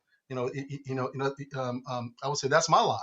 If it's not hateful or illegal, let's talk about it. I don't have to agree with you. You don't have to agree with other points of view, but I want you to hear them and understand them and apply them if possible. Raven.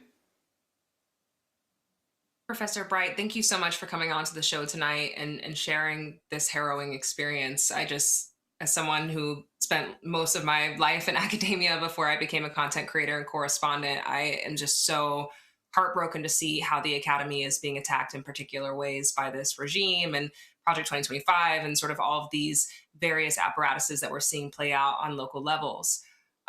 I really want to talk about recourse. Do you have any recourse in a situation like this with the Board of Regents? And also, how does this impact your feelings about staying at A&M, right? I can imagine that it's created a very hostile and uncomfortable environment for you personally as a professor.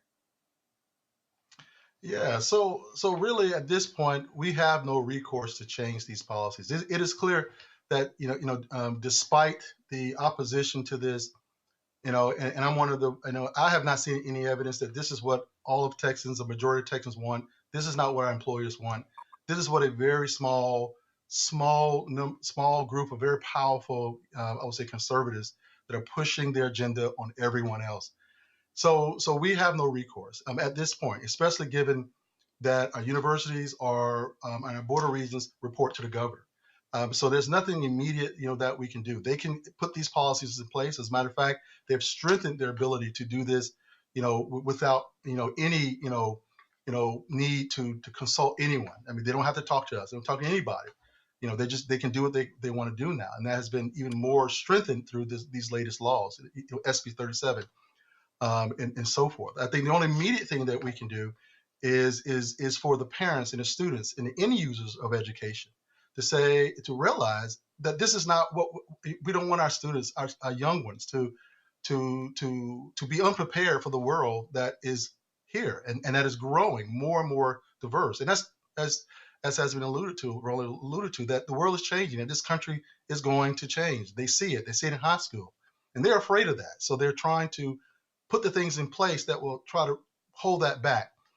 But so the things that we're trying to do now is, especially as I'm the president of the American Society of University Professors here at College Station, is to kind of prepare the faculty, give them some advice, provide legal assistance as they need it to try to, first of all, certainly keep their jobs, but also encourage them that they can stand up, that they can, we can try to push back as best as we can against these incursions into higher education. My personal feelings about being here, I believe that I was brought here. I was brought here for a purpose. I'm a religious person. I believe in destiny, and I don't believe that God makes mistakes. I arrived here probably believing that I'll be here for 2 years and I'll be gone.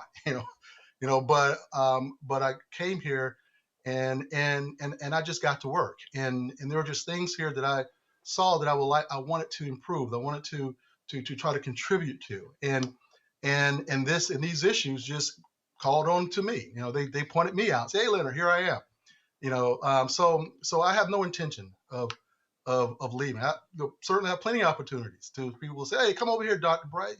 We would love you to be over here," and certainly I can. But I believe that these issues that we see right now on the front lines are about to affect everybody in this country. We're just seeing it here in Texas, in the red states. They're leading the charge, but if they can do what they're doing in Texas, what they really want to do is get this instilled across the country. So running away from this from Texas isn't going to solve this. If this keeps going on, it's going to be in every blue state. It's going to be everywhere. So why not stay where I am and do the best that I can to push this back. And again, they want to run black people off. They want to do that. Michael. Well, Dr. Bright, thanks for coming on and sharing this with us. This is an extension of the anti-critical race theory laws that we saw in various states over the past few years. You answered my question dealing with exemptions. So the question I will ask you is, looking at this policy, it prohibits the teaching of race or gender ideology, among other things, in the core curriculum.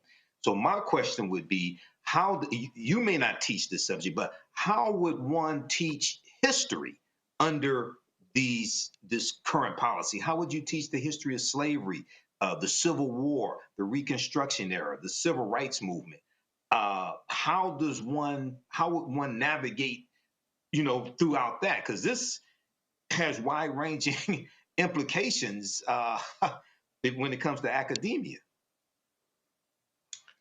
Absolutely. And so one of the things I see this as, facts isn't an ideology.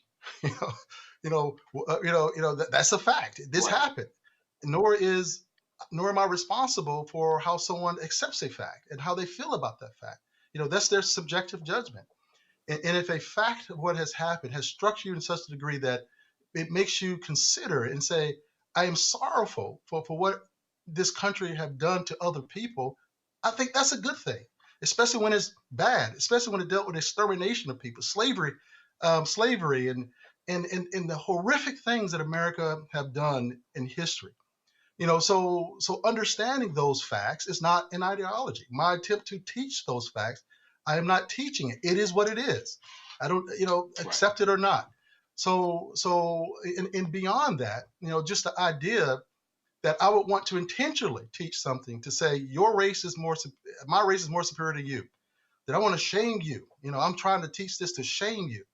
The whole thing is built so much of in a normative, negative way that it almost says it's not instruction. It's something else entirely. And the way the policies work is that we have to somehow acknowledge and accept that we want to do that.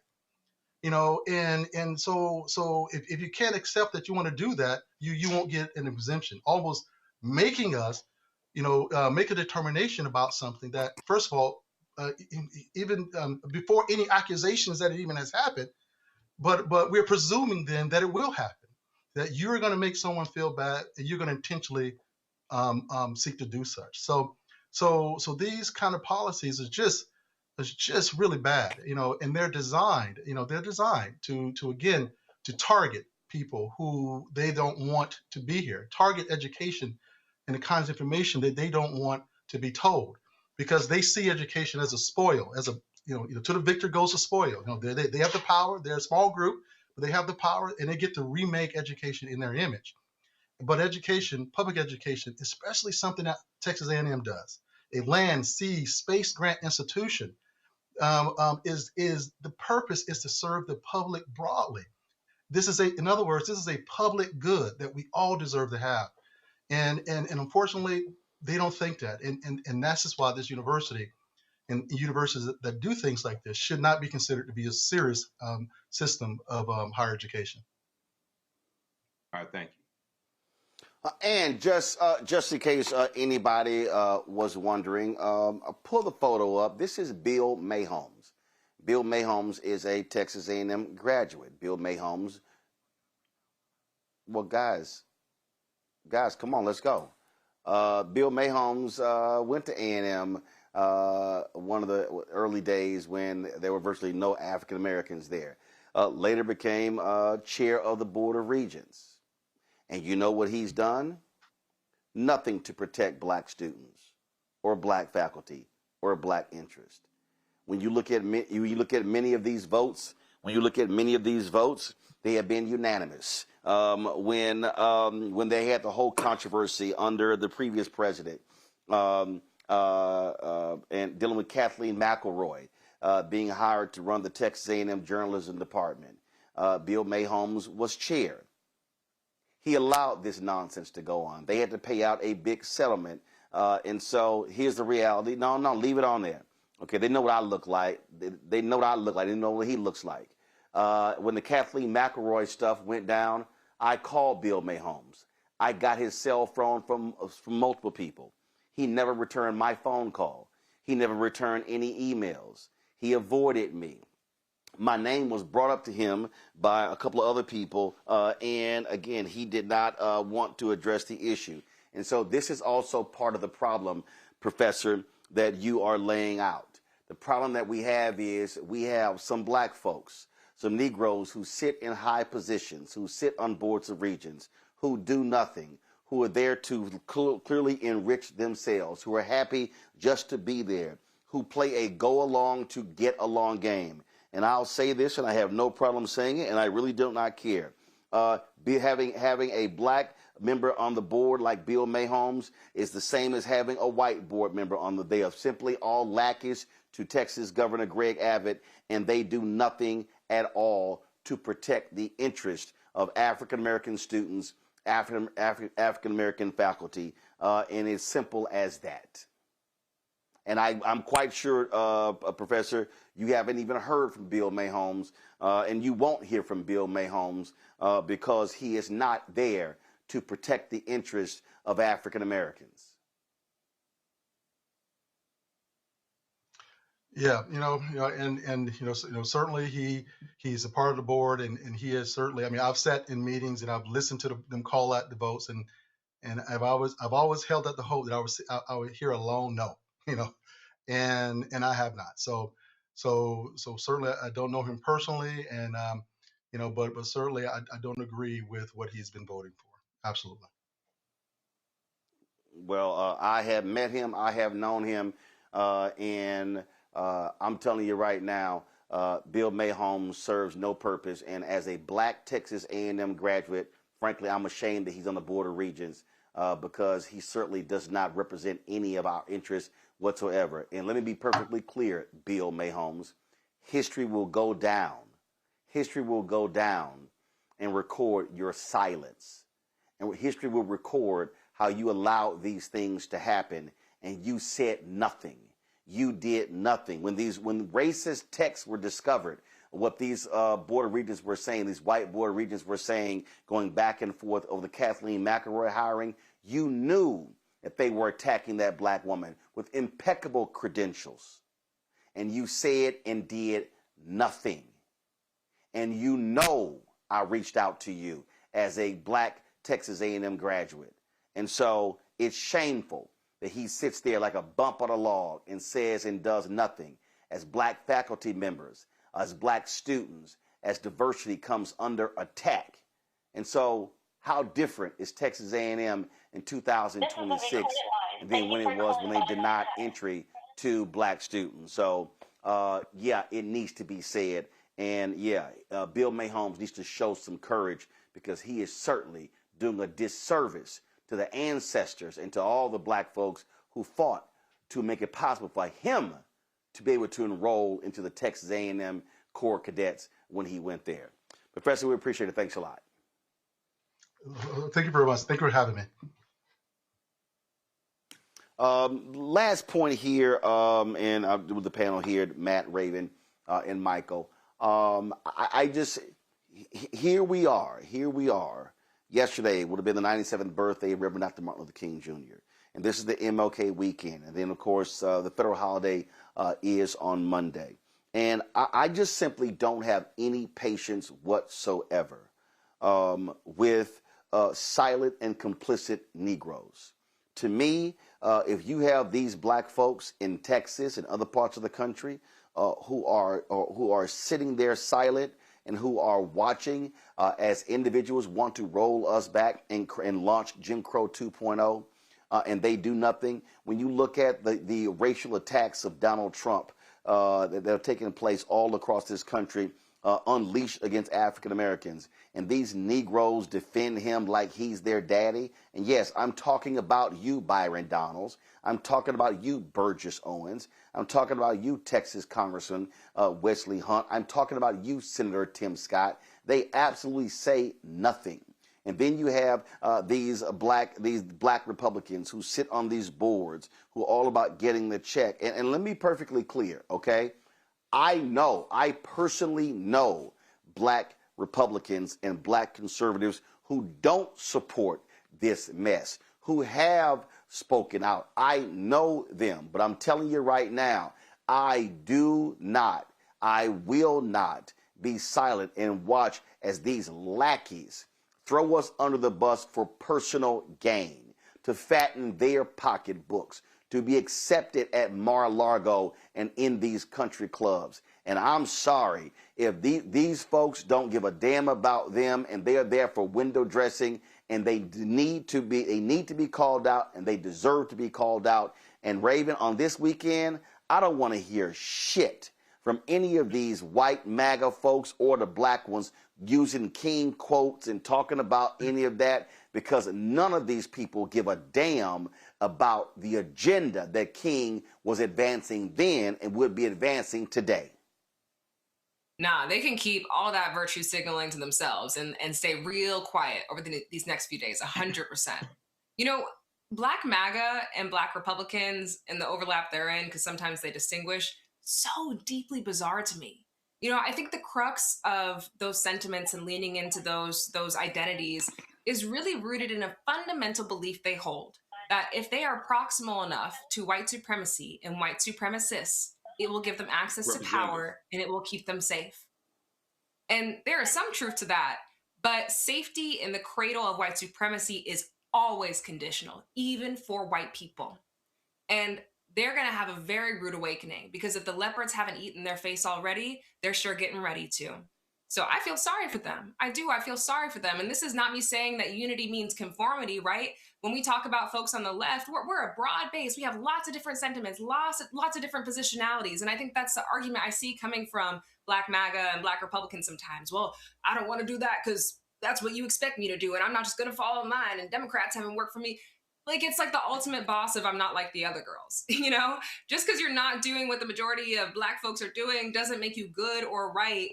Why aren't you asking yourself the question, why are most Black folks not aligning themselves with these people? There is a reason for that. And yeah, to my earlier point, they're in for a very rude awakening, and I don't want to hear nothing from them about MLK, because everything they're doing is in diametric opposition to what that man stood for. Michael? Yeah, Roland, as I alluded to earlier, you're going to have all these Republicans. You're going to have probably Donald Trump as well, and Black MAGA talk about how great Dr. King was while they worked to dismantle his legacy. And we've seen a history of this over the past 10 years or so. So they can keep all that nonsense. We need to call them out on that hypocrisy while they are implementing Project 2025. In my last check, Last time I checked, 48% of the 318 policies of Project 2025 have been implemented, as the Project 2025 tracker shows. And most of these people never read any books that Dr. King wrote. He wrote 5 books. They never read any of his complete speeches. Don't really understand Dr. King. And he was calling out the Republican Party back in 1964 as well. What the Republican Party was moving towards. He was calling out. So he wasn't just criticizing white liberals. He was also criticizing the Republican Party. And contrary to popular belief, he was neither Republican nor Democrat as well. So you're going to see a whole bunch of BS this weekend. And I've done extensive research on Dr. King. I've written articles, interviewed historians on him. But I don't get into this whole National Day of Service. I focus on teaching the real history of the revolutionary Dr. King. And I learned a lot from the interview, Roland, that you did a few years ago on News One Now with Roland Martin, when you had Professor Charles E. Cobb Jr. on, that wrote the book, This Nonviolent Stuff Will Get You Killed, How Guns Made the Civil Rights Movement Possible. And in that book, it talks about how Dr. King owned guns until Bayard Rustin convinced him to get rid of his guns. One person referred to Dr. King's house as a known arsenal. So we need to stop with this nonsense that they spread about Dr. King and challenge them every step of the way, because most of these people don't know what they're talking about when it comes to Dr. Martin Luther King Jr., whose real name was Michael. Okay, his father, Michael Sr., changed his name because Michael Sr. went to the Holy Land and changed the name to Martin Sr. and Martin Luther King Jr. Matt. Well, I'd be remiss if I didn't say that the last segment was about, what's going on at a little school out in the middle of nowhere. It's really a tragic thing. Such things have not happened at Howard University, from my understanding, but we can discuss that in earnest later. In any event, I think Michael and Raven have said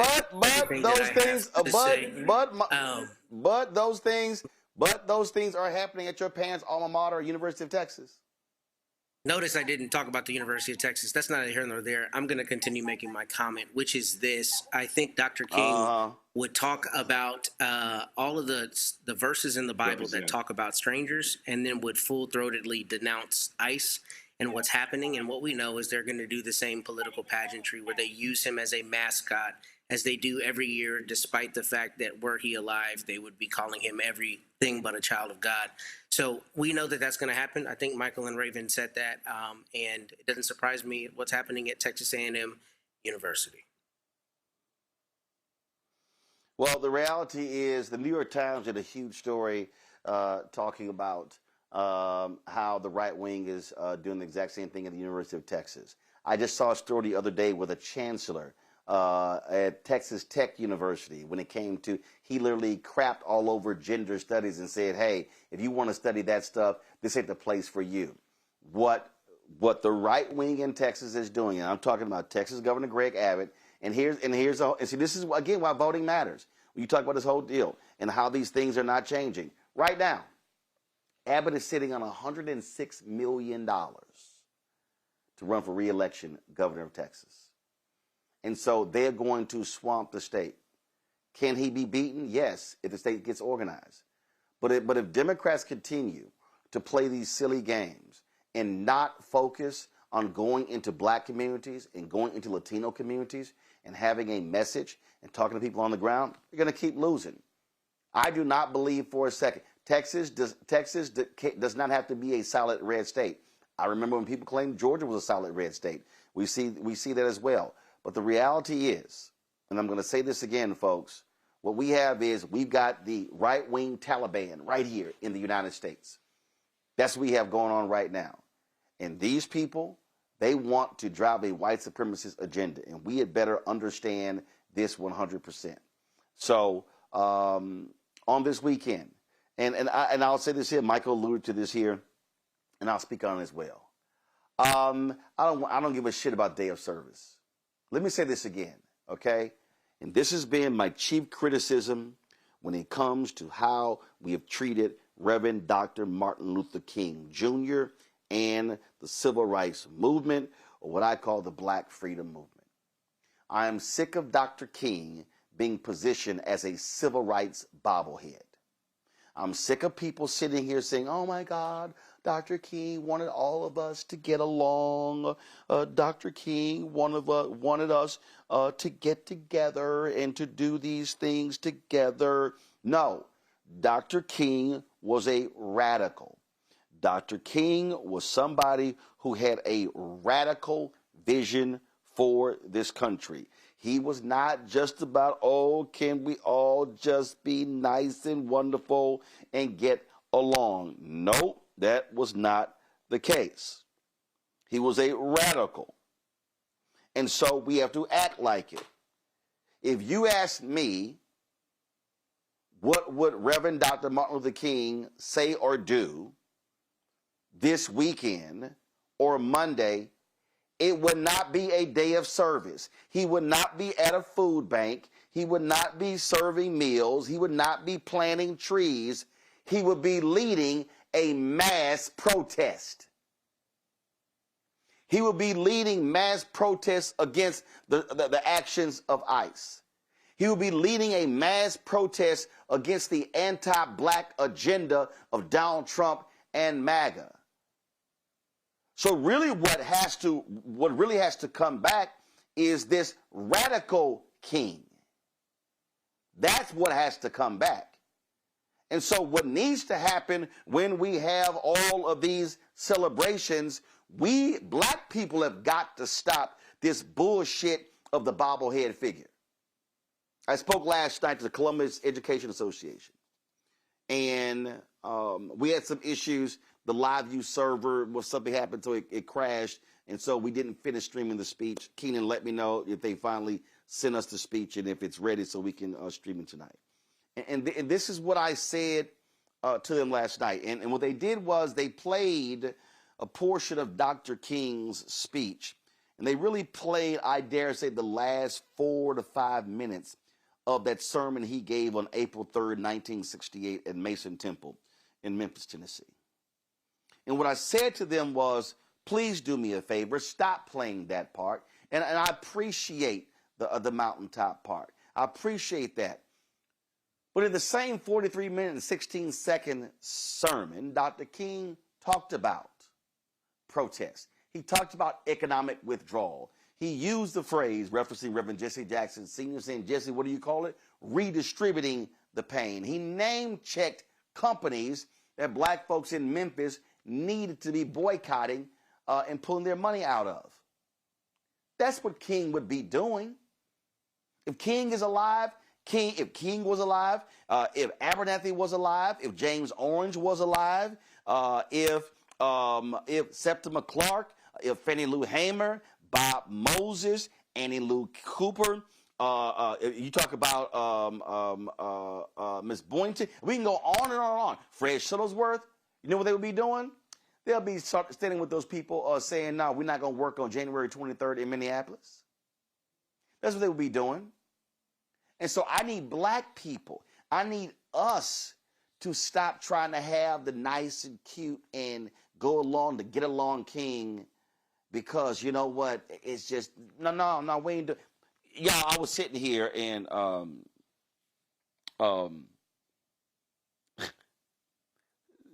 Chuck Schumer was standing with the Commerce Secretary in New York today, touting jobs coming to New York State. And Luke Riddell is a reporter. Y'all gonna love this here. He said, the tweet was, when I asked Commerce Secretary Howard Lutnick why Trump should get credit for jobs coming to CNY when he opposed the CHIPS Act, Schumer interjected, quote, we're not looking for one side or the other. Lutnick jumps in, we took a good start and made it great working together. Later on, Riddell interviewed Schumer, and he asked him, why did he do that? Schumer said he stepped in because, quote, today's a day for bipartisanship. Minutes later, Lutnick said the bill that Schumer wrote was full of, quote, DEI crap, and we cut out the bullshit. See, this is what I'm talking about right here. See, the Schumers of the world, oh no, this is a moment of bipartisanship. And Lutnick, when you're not around, trash is your own damn bill. This is how they play. And so what I am saying is, I need our folks to say, well, we're not playing that game. No. This is where we say, we are going to bring back radical king. That's what we're going to do, bring that back. And so I need our folks. So when y'all go to these MOK events, all that little nicety stuff, so tomorrow at 6 p.m., when I speak at the City of Dallas's MLK Gala, I got a word for them. Because in this city, do you know what this city was about? In this city, it was called the City of Accommodation. Dallas didn't have a significant role in the civil rights movement. Now, there were individuals who were doing stuff, but it was called the City of Accommodation. Jim Schultz put out a book on this very issue. And what you still have today, you got some accommodating Negroes who are personally profiting, but our people as a whole are getting screwed. So, yeah, I'm going to have something to say. Dallas. Come Monday, I'm going to tell you, Monday show, Tuesday show, I'm going to tell you about also a lawsuit that we just got a judgment against a black-owned company that cheated us out of building our Sprinter. We got a $555,000 judgment against that company. I'm going to give you all the details next week. And so I wasn't going to do it today, but I'm going to push it. And so we'll do that. Let me thank Matt. Let me thank Raven. Let me thank Michael. Y'all have a great MLK weekend. And I appreciate you being on today's show. Folks, support the work that we do by joining our Bring the Funk fan club. Ain't nobody else speaking truth to power like we are. And so we look at the content that we're producing with digital shows and online as well. It is unmatched by anyone else, but your support is absolutely critical. We need 20,000 people contributing a minimum of $50 each a year over the next 11 months. Comes up to $4.19 a month, 13 cents a day. We got people who can't give that amount. We got people who can give more. We appreciate every single dollar, but the target goal is to raise $1 million to offset our costs. We spend about $195,000 a month covering everything, and staff and equipment and travel and internet services and all that stuff. And so your support really does matter in helping us to do that. And so do me a favor. If you want to contribute via Cash App, use the Stripe QR code. You see it right here on the screen. You can use that for credit cards as well. Make checks and money orders payable to Roland Martin Unfiltered. Send them to P.O. Box 57196, Washington, D.C., 2003 7-0196. PayPal is R Martin Unfiltered. Venmo's RM Unfiltered. Zelle, Roland at RolandSMartin.com. Roland at RolandMartinUnfiltered.com. Download the Black Star Network app. Available on Apple phone, Android phone, Apple TV, Android TV, Roku, Amazon Fire TV, and Samsung Smart TV. Be sure to get our Roland Martin's Black Star Network swag. You can get all of that by going to shopblackstarnetwork.com. Shopblackstarnetwork.com. Folks, we got lots of black-owned companies who have their products on our website. If you look at all the products right there in the studio, all of those products, actually, you should zoom that out, man, because we got some other stuff. Man, all of that stuff, folks, available at shopblackstarnetwork.com, shopblackstarnetwork.com. And so support black-owned media, support these black companies. And fan base, I just saw a note, less than $100,000 left in the raise. They've hit $16.9 million. The goal is $17 million. If you want to invest in fan base, you ain't got much time. Get more information at startengine.com/fan base. But if you don't want to do that, or if you do, be sure to download the app, Fan Base. Download the app, Fan Base. Folks, that's it. Shout out to my Houston Texans playing the New England Patriots on Sunday. Good luck to the Texans. Antoine is directing today's show. He a little Dallas Cowboy fan. They didn't make it. So he a little salty how well my Texans doing. And so is that Commanders fan in the control room, Terrell, as well. Looks like I think I'm the only person here with a playoff team that's still going, right? Okay. All right. Folks, so again, good luck to my Texans on Sunday. Hey, we're going to be, one of the things that we're going to be doing is we're going to be restreaming. We're trying to get it, we're going to be restreaming. Oh, Matt got something to say? What he got to, what? They about trying to hear from Matt. We done heard from Matt. What he got to say? Go Cowboys. Matt, y'all not even in the playoffs.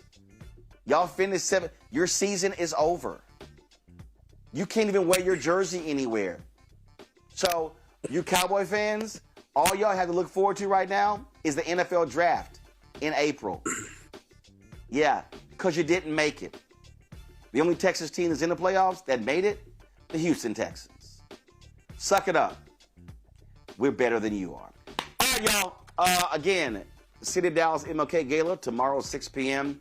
And we're going to have lots of live coverage of MLK Day events all across the country on Monday's show as well. Folks, that's it. Y'all have a fantastic weekend. Holla!